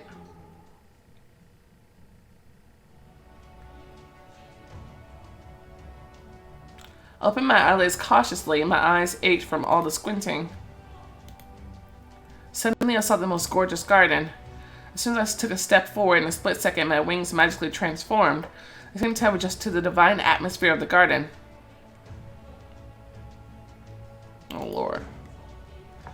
You gotta be kidding me.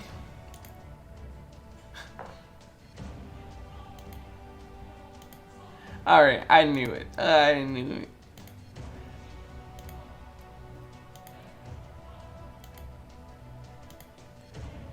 Of course they give you $100 wings. Gosh.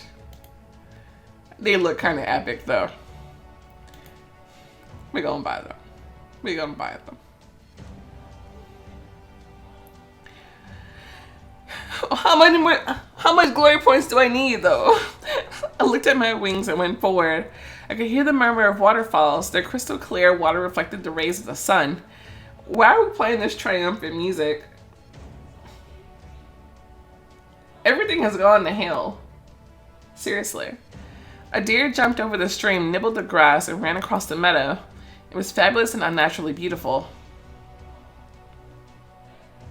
How yummy. An apple tree caught my eye. All of its fruits were perfectly round, red, and temptingly ripe. I heard a short whisper in my ear, and unwillingly my hand stretched out to pick an apple. No! What the shit? No! This place is playing with my mind. He was also tempted by an apple. At least as far as we know. Thunder rumbled in the distance. The ground shook beneath my feet as if I had just took a fall. I turned around, peered into the distance, and suddenly the space shrank, dragging me along exactly where I was looking.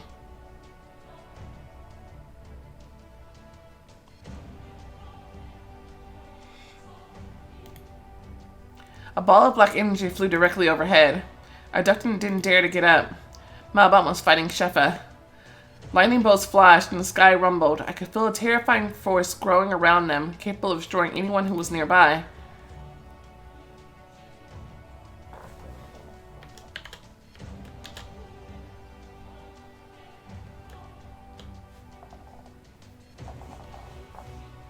Shefa, noticing me, straightened up and lowered his arms.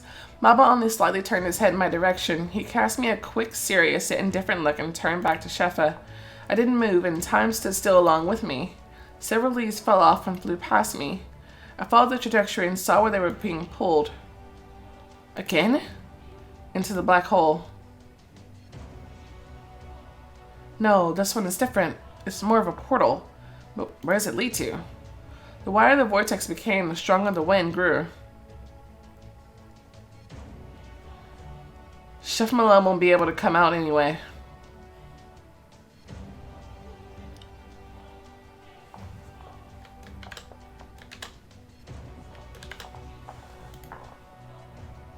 I know. Why do you need him then? Shefa slapped his giant palm to touch the ground. Its surface rippled and the wave converged towards the portal, but Malbon stopped it halfway, splitting the earth in two. A stream of black energy suddenly gushed out of the crack. Malbon chuckled, stretched his arms to the sides, and closed his eyes. The hot branded symbol on his back began to shine through his clothes. The stream of black energy from the crack got sucked into it. The pressure was so intense that it made Malbon sway, but he kept his stance and didn't fall. He's killing you, fool. After all, you are my child too. You cannot keep that much darkness inside.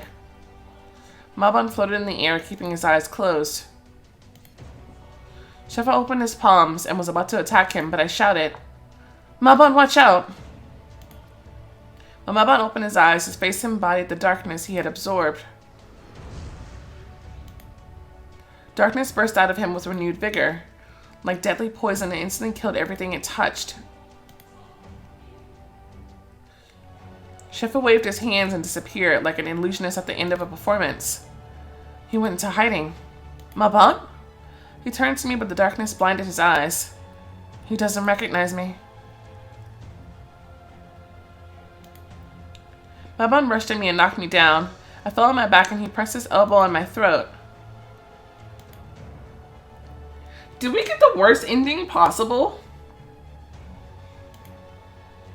He pressed so hard that my eyeballs were about to pop out of their sockets and my head was about to get severed from my neck and roll away like a plastic doll's.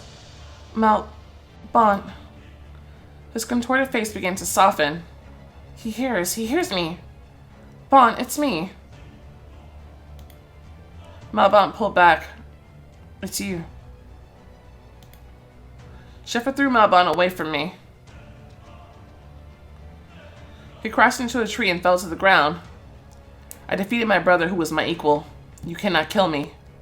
Sheffa approached him like a tiger preparing for an attack. The ground trembled with every step he took. So titanic, so omnipotent, compared to him, Malbon seemed tiny.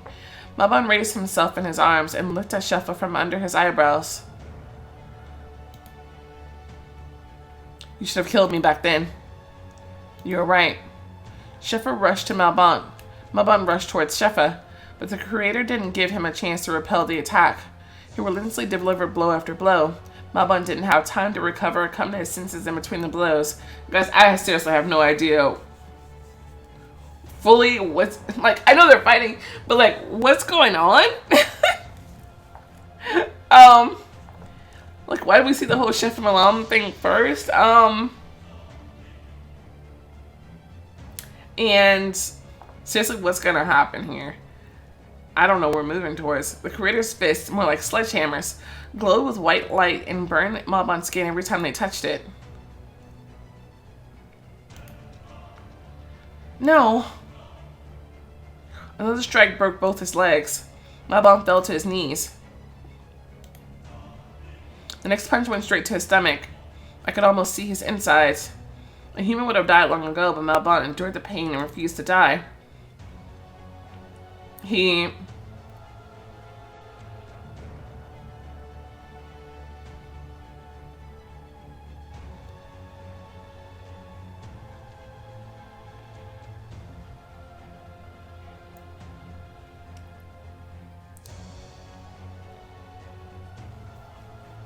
I don't know.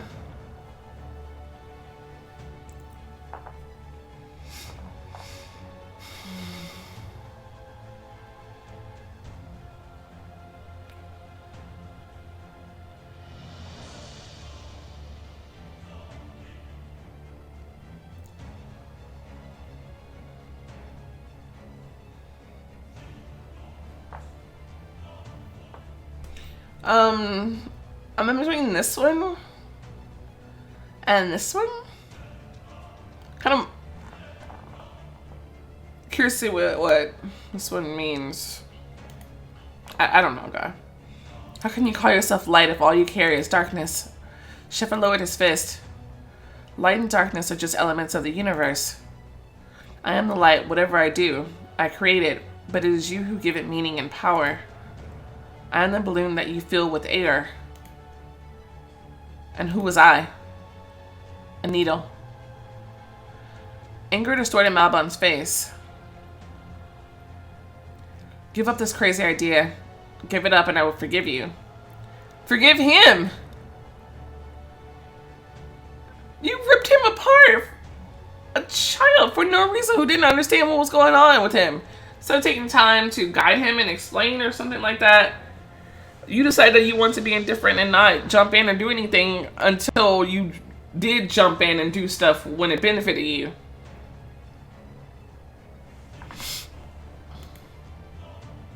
But I won't forgive you.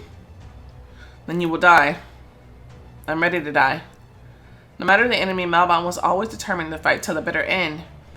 Always invincible, cruel, and dangerous, Malbon was now lying motionless on the ground, soaking in his own blood. Sheffa left him alone, realizing how helpless he was, and stepped aside. He began to look at the horizon, created by his own hands. I was surprised when you broke out of the dungeon, and I knew what you wanted to do, but I did nothing. He was thoughtful and calm, and there was even greater strength in this calmness than when he fought Malbon. Children's games. You used to think that you could defeat me. Sheffa spoke without mockery, without a sense of triumph or superiority. Malbon wiped the blood off his mouth and his hand immediately went limp and stretched along his body. He's completely out of strength.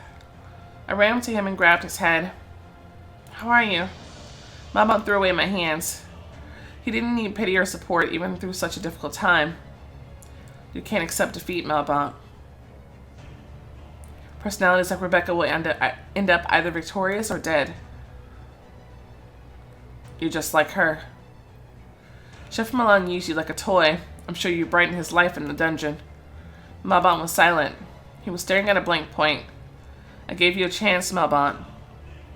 This path is not to your liking. I understand. Chef turned to us, looked at me harshly, uncompromisingly, for the first time as an equal. You imagine yourself to be the arbiters of destinies, capable of overthrowing the Creator, and I shall execute you for this. Malbon suddenly jerked his head, turned to me, and croaked. The portal is the entrance to the dungeon. You can escape, but it's a one-way ticket. Anything is better than death. I pulled away from him. Oh no. I jumped to my feet. Malbon laughed through the pain. He tipped over his head and continued to laugh, holding on to his torn stomach. You're right. Death is better. What should I do? Shepard hesitates because he's confident in his victory. This is my chance. But a chance for what? What can I do against him? If he defeats Malbon, despite Chef Malam's support, is there anything that I can stop him? You chose the wrong side, my child. Bolts of lightning flashed in the sky again. Sheffer approached. The sun and sky disappeared behind his giant back. He opened his palm and a ball of white light spun between them. Was this really the end? The pure energy of the Creator would kill me? Does this count as a dignified death? I looked at Malbon. All his bones were shattered. Even if he wanted to, he couldn't get up and fight back. Only one hand was still intact. This one hand enough to do anything. That abrupt music. Oh my god. Shepard cannot control the darkness. I created it. He can only rule over the light. Darkness is too powerful for him. Shepard disappeared as soon as Malbon tried to turn the darkness against him. He can repel attacks, but can he reflect our essence? What if we poison his world with darkness itself? He has no control over it. I shouted, Malbon, remember why you're here. Malbon raised his head but could barely hold it in place. He's dying. The fear that we were both doomed silenced me. Come on, it's Malbon. He won't give up so quickly. Shepard is powerless against darkness, but it was he who pushed you towards it. Show him, Malbon, what he did to you. Shepard clenched his hand into a fist and the light instantly faded. You're trying in vain. His life is coming to an end.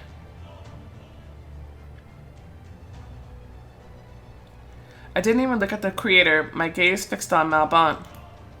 Malbon was looking at me, and it seemed that he was ready to meet death with eyes wide open, but I noticed a muscle twitch, an attempt to lift his tortured body, and his face acquired its former determination and fanatical desire to kill Shepard. He remembered. Annabelle, calm down. They aren't pursuing us anymore. Father stopped Mom and took her by the shoulder. She burst into tears. He's good. Why is he being persecuted? Why does Shepard get permission for this? Don't cry. Bon is good. He was simply scared. Let him go. Mom and Dad faces suddenly became weird, focused, but at the same time very distant. And suddenly my mom screamed. They fell to their knees. What's wrong with you? I saw their wings getting pulled out of their backs like tree roots during a storm. Blood poured down their backs.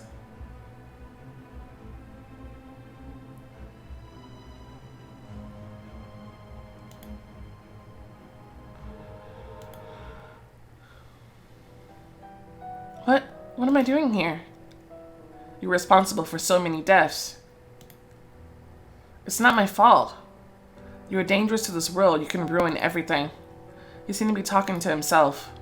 I have to kill you. I fell to my knees trying to grab his clothes, but he kept eluding me.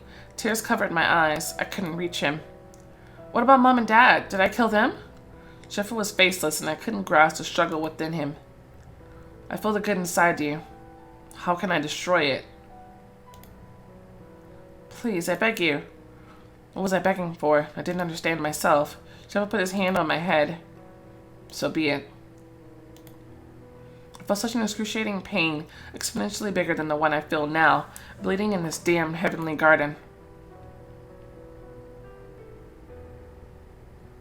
I was looking out the window. That's all I had. I watched small dots flying across the sky. Who are they? Are they just like me? How does it feel to interact with others so easily? How does it feel to be free? Where did I come from and what did I do? What am I being punished for? I pressed my palm to the window. I want to fly. I want to play with other kids. There are other kids out there, right? Loneliness. What could be worse than this overwhelming loneliness without as much understanding of what I've done wrong? Sheffa Malon's hoof dug into my back. I buried my face in the ground and could hardly breathe. Help! Help! Who are you asking for help, boy? Sheffa didn't send you here to play games. This is your punishment. This is your punishment for who you are. So be punished. The hoof dug in harder. My spine broke in two. The hoof severed my flesh. Sheffa Malon bent down and whispered, "Cry, boy, cry. I want you to feel the punishment of the Creator to its fullest extent." He hit me on the back, but for some reason I didn't feel it. Wait, you'll recover a bit, and the pain will return. I was able to raise my head. The hooves were retreating. I stretched out one hand, the other wouldn't obey, and through sobs I called, "Mom, Dad," but nobody heard me. Oh my God. It's terrible.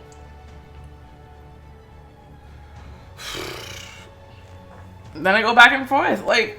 Then I want to be on his side again. Seriously. Malbon screamed through tears of hate. It was so immense that the injury seemed a trifle compared to it.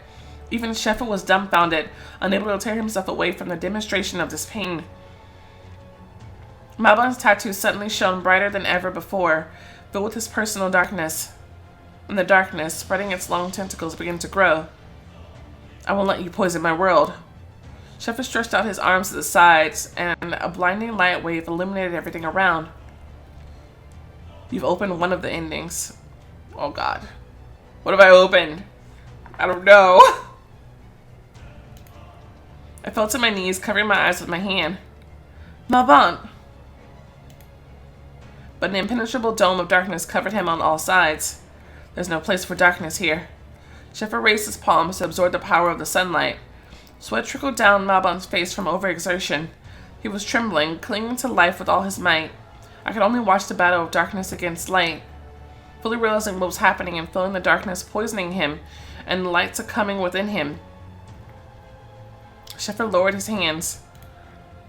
He shouted through the wind. What are you trying to achieve, Malbon? Darkness cannot live without light.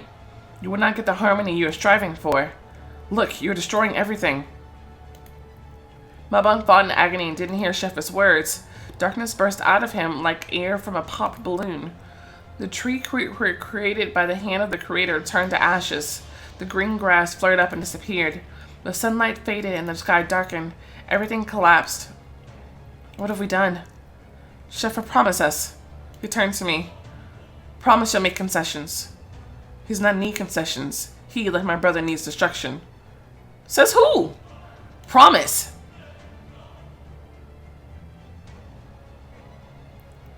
Sheffa looked again at the sunset, devoured by the darkness. He hesitated, but eventually nodded. Fine. I rushed headlong to Malbon and hugged him by the neck so that he could hear me through this chaos. Stop it, please. I can't. The dense black substance that emanated from him burned me, but I clenched my teeth and endured. The world cannot be built on ruins. You'll destroy everything, do you hear me? I can't. Remember your mother. She was the only one to see the good in you, prove to everyone that she was right. Bon!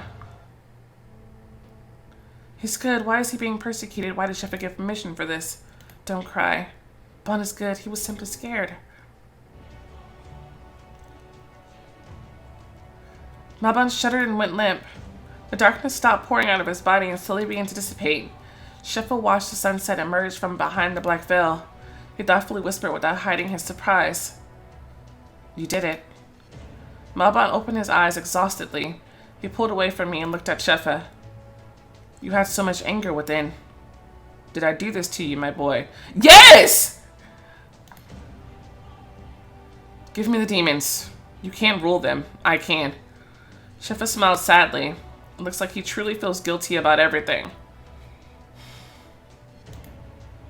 Contrary to all expectations, Sheffa replied without hesitation. Fine. I will take Sheffa Malam's place. It was getting increasingly harder for me to contain the darkness. I think it will be better for everyone. Sheffa closed his eyes, stretched his arms, and raised them. And along with his gesture, trees and flowers began to grow again. That's not all. The current leaders must be replaced. The angels have stayed too long in their thrones. I agree. I found the courage to intervene and add it. The law of segregation is outmoded. The children were dying because of the instability, but now... Sheffa pursed his lips. Children of angels and demons are not like... Malbon adamantly said, we'll tell everyone the true story of the origin of the world. Let's talk about Sheffa Malam. It's the right thing to do, and you should do it.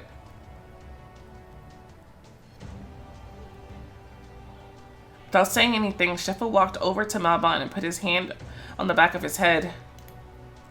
Light illuminated his body, and when it faded, Malbon was completely healed.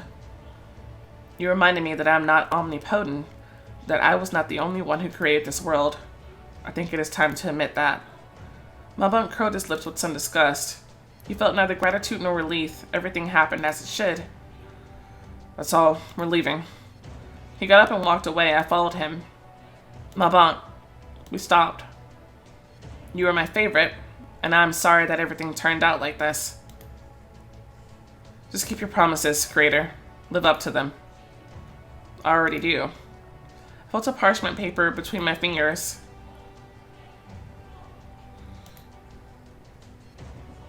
The treaty included all the points we discussed.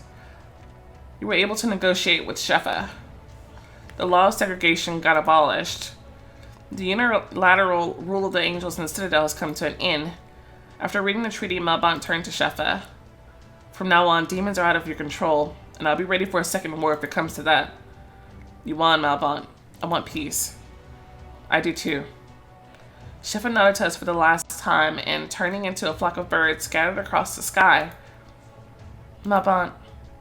I took out of my pocket the amulet stolen from Sheffa Malam, and gently put it in his palm. For a while, he silently looked at it, but his thoughts were elsewhere entirely. My shirt was soaked with blood. My head was spinning from pain. I screamed so hard that I lost my voice, and all I could do was look at him and curse with my eyes. Sheffa Malam held out his hand with the amulet. A black cloud burst out of me and was absorbed by the amulet. Sheffa Malam closed his eyes and took a deep breath without hiding his satisfaction. Better, but still not enough. It takes more darkness to defeat my brother. No, please don't. My own scream will haunt me for the rest of my life. What's the matter? Malbon, clenching his fingers into a fist, gripped the amulet tightly. Nothing. Thank you.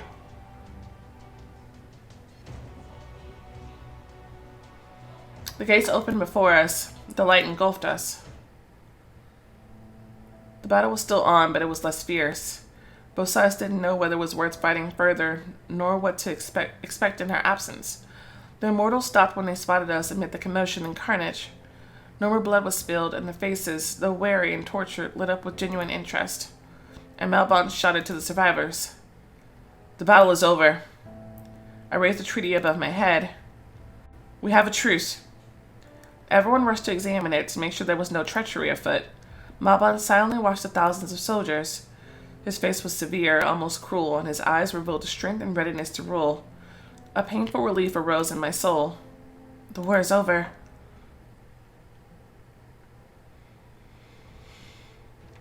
A few months later.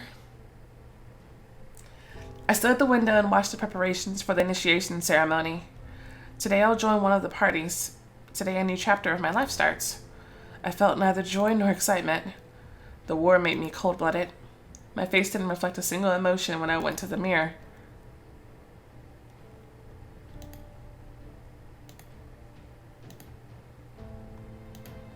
Oh, wow.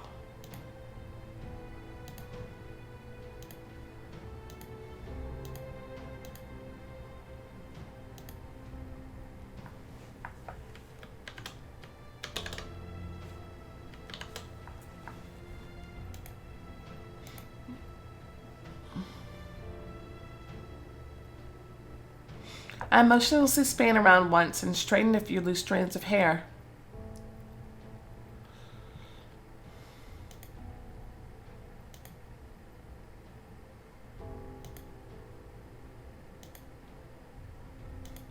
Always have the strangest colors.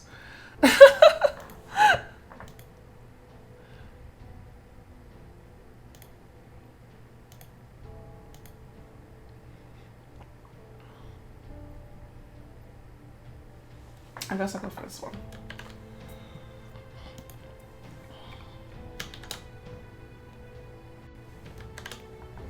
Someone knocked on the door. I didn't even turn around. Someone's timid voice whispered, "They're waiting for you." Looked at myself in the mirror. Good luck, Melody. And then I went out to join the others. Ceremony took place on the stage. Now they just milking this. Come on.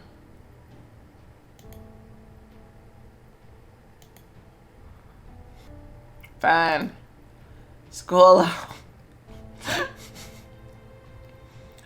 All the students have gathered here. Those who graduated and those who just started this journey. Though there were little immortals and confused unclaimed who joined us recently. I was so lost before. Malbon stood a few steps away from the pedestal. He was shunned and feared, but he ignored it. He noticed that I was watching him and smiled. He came to support me. Malbon slowly climbed the stairs and froze in front of the trembling crowd. Many of you are afraid of me. Shepard listened to me, which means there's no longer a need for war. I didn't come here for blood, but for the sake of one immortal. The one that made victory possible. I think it would be fair that she's the one to open the rite of passage. He nodded to me. Melody. Walker. Melody Walker. I went up on stage, turned to the crowd. Everyone stared at me without blinking. I kept staring at the crowd. And then there was a loud ovation. Shrieks, applause, cheering. I was greeted as a valedictorian who proved she deserved her place in the history of immortals. Everyone knew me, and it seemed that even the newcomers had already been told everything about me. The crowd chanted my name and threw flowers and confetti at my feet. That's a warm welcome. An angel approached me with a glowing scepter. Everyone be silent. His voice was barely audible against the hum of the immortals cheering me on. I laughed with delight. For the first time, I felt so significant, so big and powerful. I was loved and respected. I was an example for them. My mistakes and my stubbornness to reveal the truth were now appreciated with endless applause. When the angel finally managed to calm them down, he said, "Kneel unclaimed." I obeyed him. Remember this moment. He had a deep, velvety voice. When you get to your feet, you will no longer be an unclaimed. Are you ready to join his side, former human, now immortal? Without raising my head, I replied, yes. He brought the scepter up to my head. Its power pierced through me and then returned to the scepter. The scepter lit up with white light. The angel raised it so that everyone could see. She's an angel. Angels shouted, whistled, and laughed, cheering me on. I didn't even look at them. I stood at one point and thought, now I'm an angel. Melody Walker, stand up. I got up. He took my hand and lifted it. Meet the new angel. You become an angel. The applause deafened me. It all seemed unreal. It seemed only yesterday that I started my journey, and now the angel interrupted my thoughts, whispering in my ear, you must give a speech. Speech? It's tradition. Whoever opens the ceremony gives a speech. My palms started to sweat, and I wiped them on my thighs. Oh, okay. The crowd quieted down, and everyone looked in anticipation. I didn't prepare a speech, so it might not be a smooth one. But this always happens when there are too many emotions that cannot be put into words. I looked around. Everyone looked so exhausted, and yet only a few fought in the battle. The speech sums up what happened. Will I be able to take on such responsibility? I straightened my shoulders and spoke resolutely. What will my speech be like? Inspiring, please. This path has been long and thorny. War has claimed many lives, trampled on our souls, shred to pieces the present, and ruined the future. Many of you didn't fight in the war, but you saw what it did to the survivors. I've seen a lot of deaths. I saw so much blood that I could bathe in it. I saw nothing but pain. Closed my eyes, clenched my fists, and shouted. But we shouldn't forget about it. We must remember how awful it was so that it never happens again. So that the ultimate sacrifice of the fallen ones won't be in vain. We must remember everyone who fell in battle. After all, remembering is all we can do at this point. I remember Miss Lena, the brightest and purest creature born into this dirty world. Geralt nodded slightly and smiled with regret. I remember the brave demon Malbon, who fought fearlessly for the cause he believed in. Mimi pressed her hand to her chest without holding back her tears.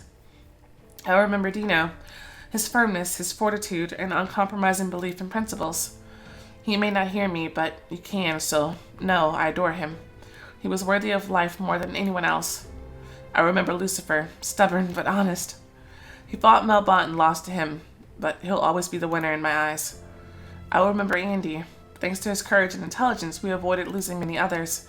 I'm sure he was proud to die like a soldier in battle, and knowing it meant something. I remember my mom.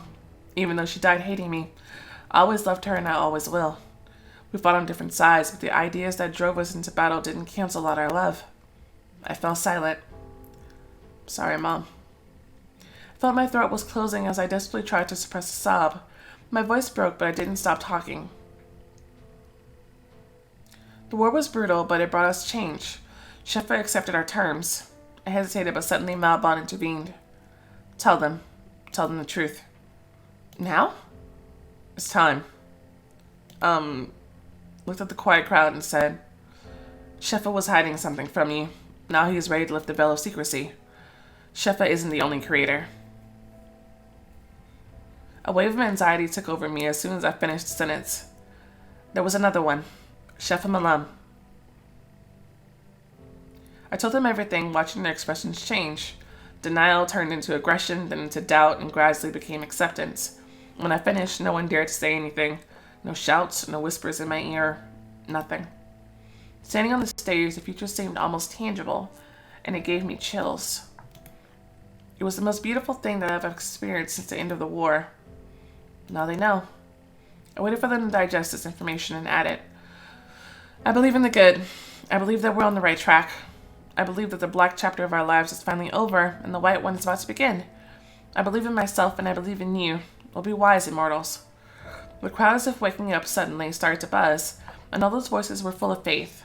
The applause didn't subside for a long time. I came down from the stage. Do you think Sheffa will keep his promises? Don't you? Malbon's face became severe. All I know is that I'll hold him to it. Someone called Malbon. See you soon. He nodded to me and disappeared among the immortals. I remembered my speech and suddenly thought, will it be better now? No point saying I regret my choice now. It will be. I did everything right. Of all the evils, I chose the lesser. That was a powerful speech. I liked it. Mimi hugged me and didn't let go for a long time. Thank you.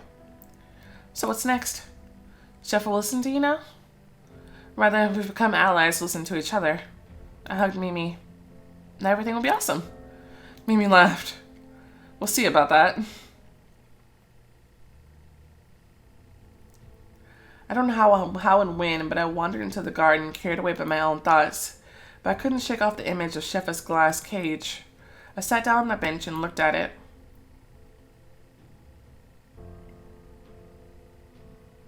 The war shook me to the core.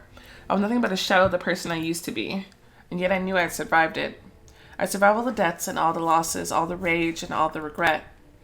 I'll be reborn again like a phoenix. I'll be better than before. Phoenixes can't do it, but I will. I can do it. I can do it. The statue was watching me the same way I was watching it. I'll always remember this moment. That was the moment I was reborn, the moment I decided that I could handle everything that comes my way. It took several years for the world to recover from the war. It took a long time for people to warm up to Malbon. But time passed and hatred turned into wariness, and wariness was gradually replaced by faith. Just like the wars on Earth, this one overthrew the hierarchy. After all the events, the school principal had to be replaced, but it was hard to find someone both responsible and sensitive. Mimi showed both of these qualities in an exceptional way. She took responsibility for the school and inspired respect, and for the rest of it. The old Citadel hierarchy was completely disbanded. Now Malbon and I were presiding over the Citadel Council. For the first time, power belonged to both sides. And it didn't take long to see changes. New laws, new perspectives on life. One day, Malbon and I were walking around the city noticing its transformation. After a while, Malbon, catching up with me, concluded.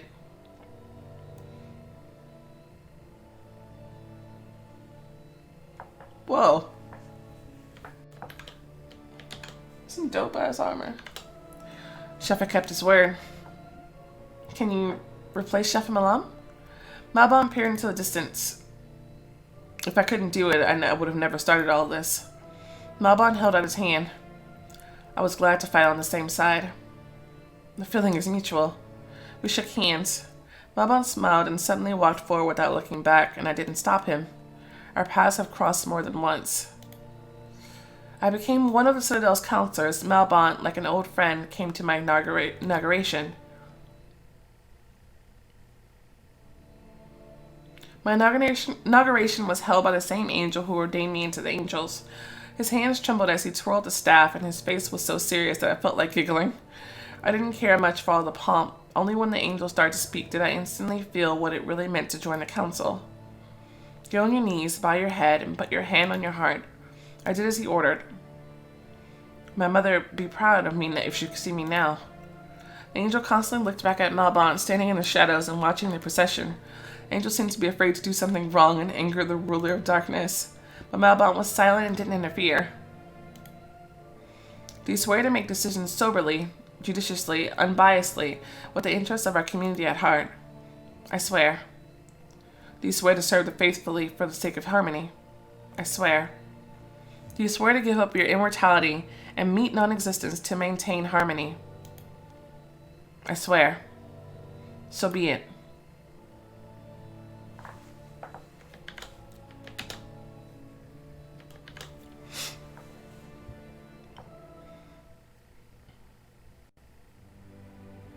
I got up. Now the power was in my hands, and it was up to me how to use it. Welcome to the council.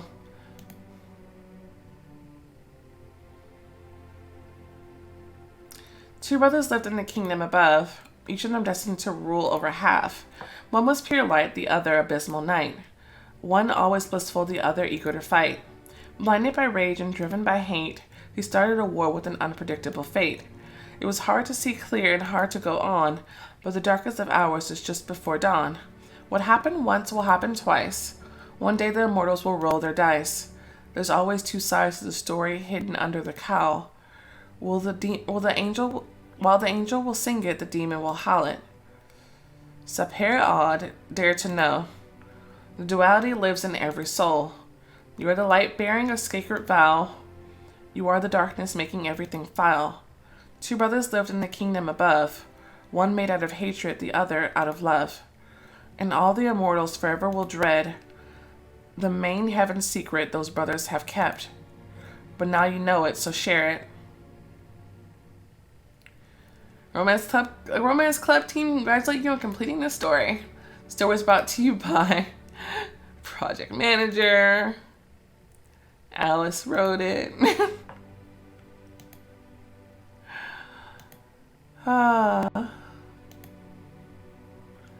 We finished it, guys. We got an ending. All in all, it's a pretty positive ending.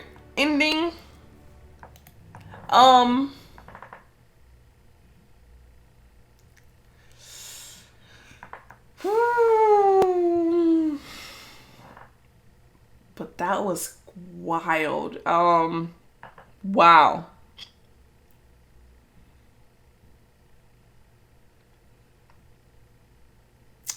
Wow. I think what hurt the most was losing Lucifer and Dino. Um, I don't know how to save them. Like, can you save them if you're not on their route?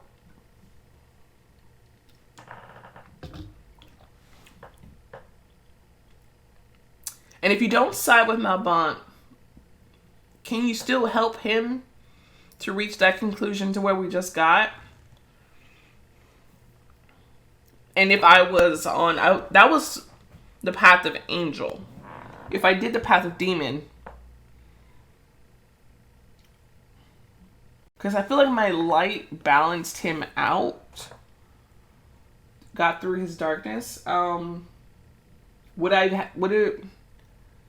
I've had too much darkness? Would we have just taken over instead of creating balance with Shefa if I was a demon? So it's possible that you can only save Lucifer and Dino and Andy too, if you care about that. If you're on their romantic path, I'm pretty certain Mimi lives no matter what. I think. Huh.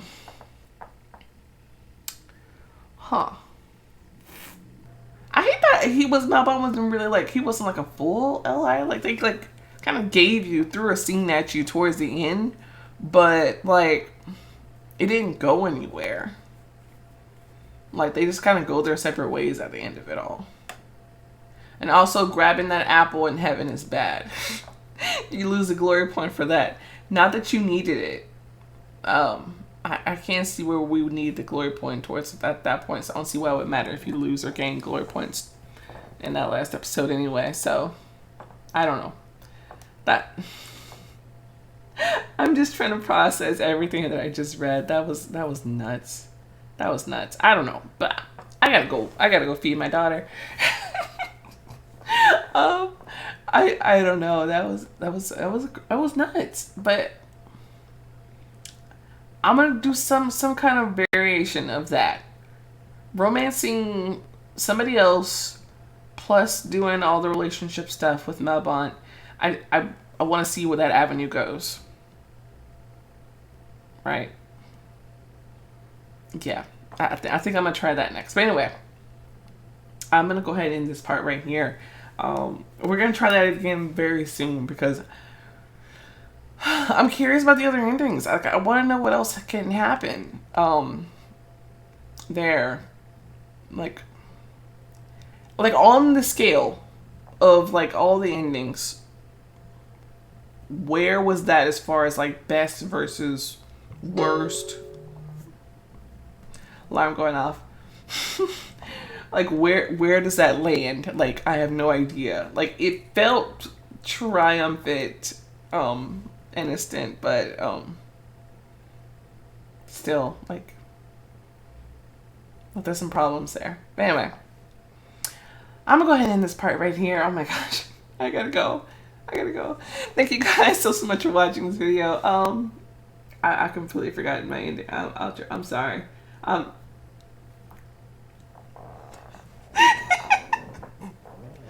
My brain is just like kind of blown. Anyway, thank you guys so much for watching. If you enjoyed this video, go ahead and show the like button some love. Subscribe to see more content like this, and I will see you next time. Bye.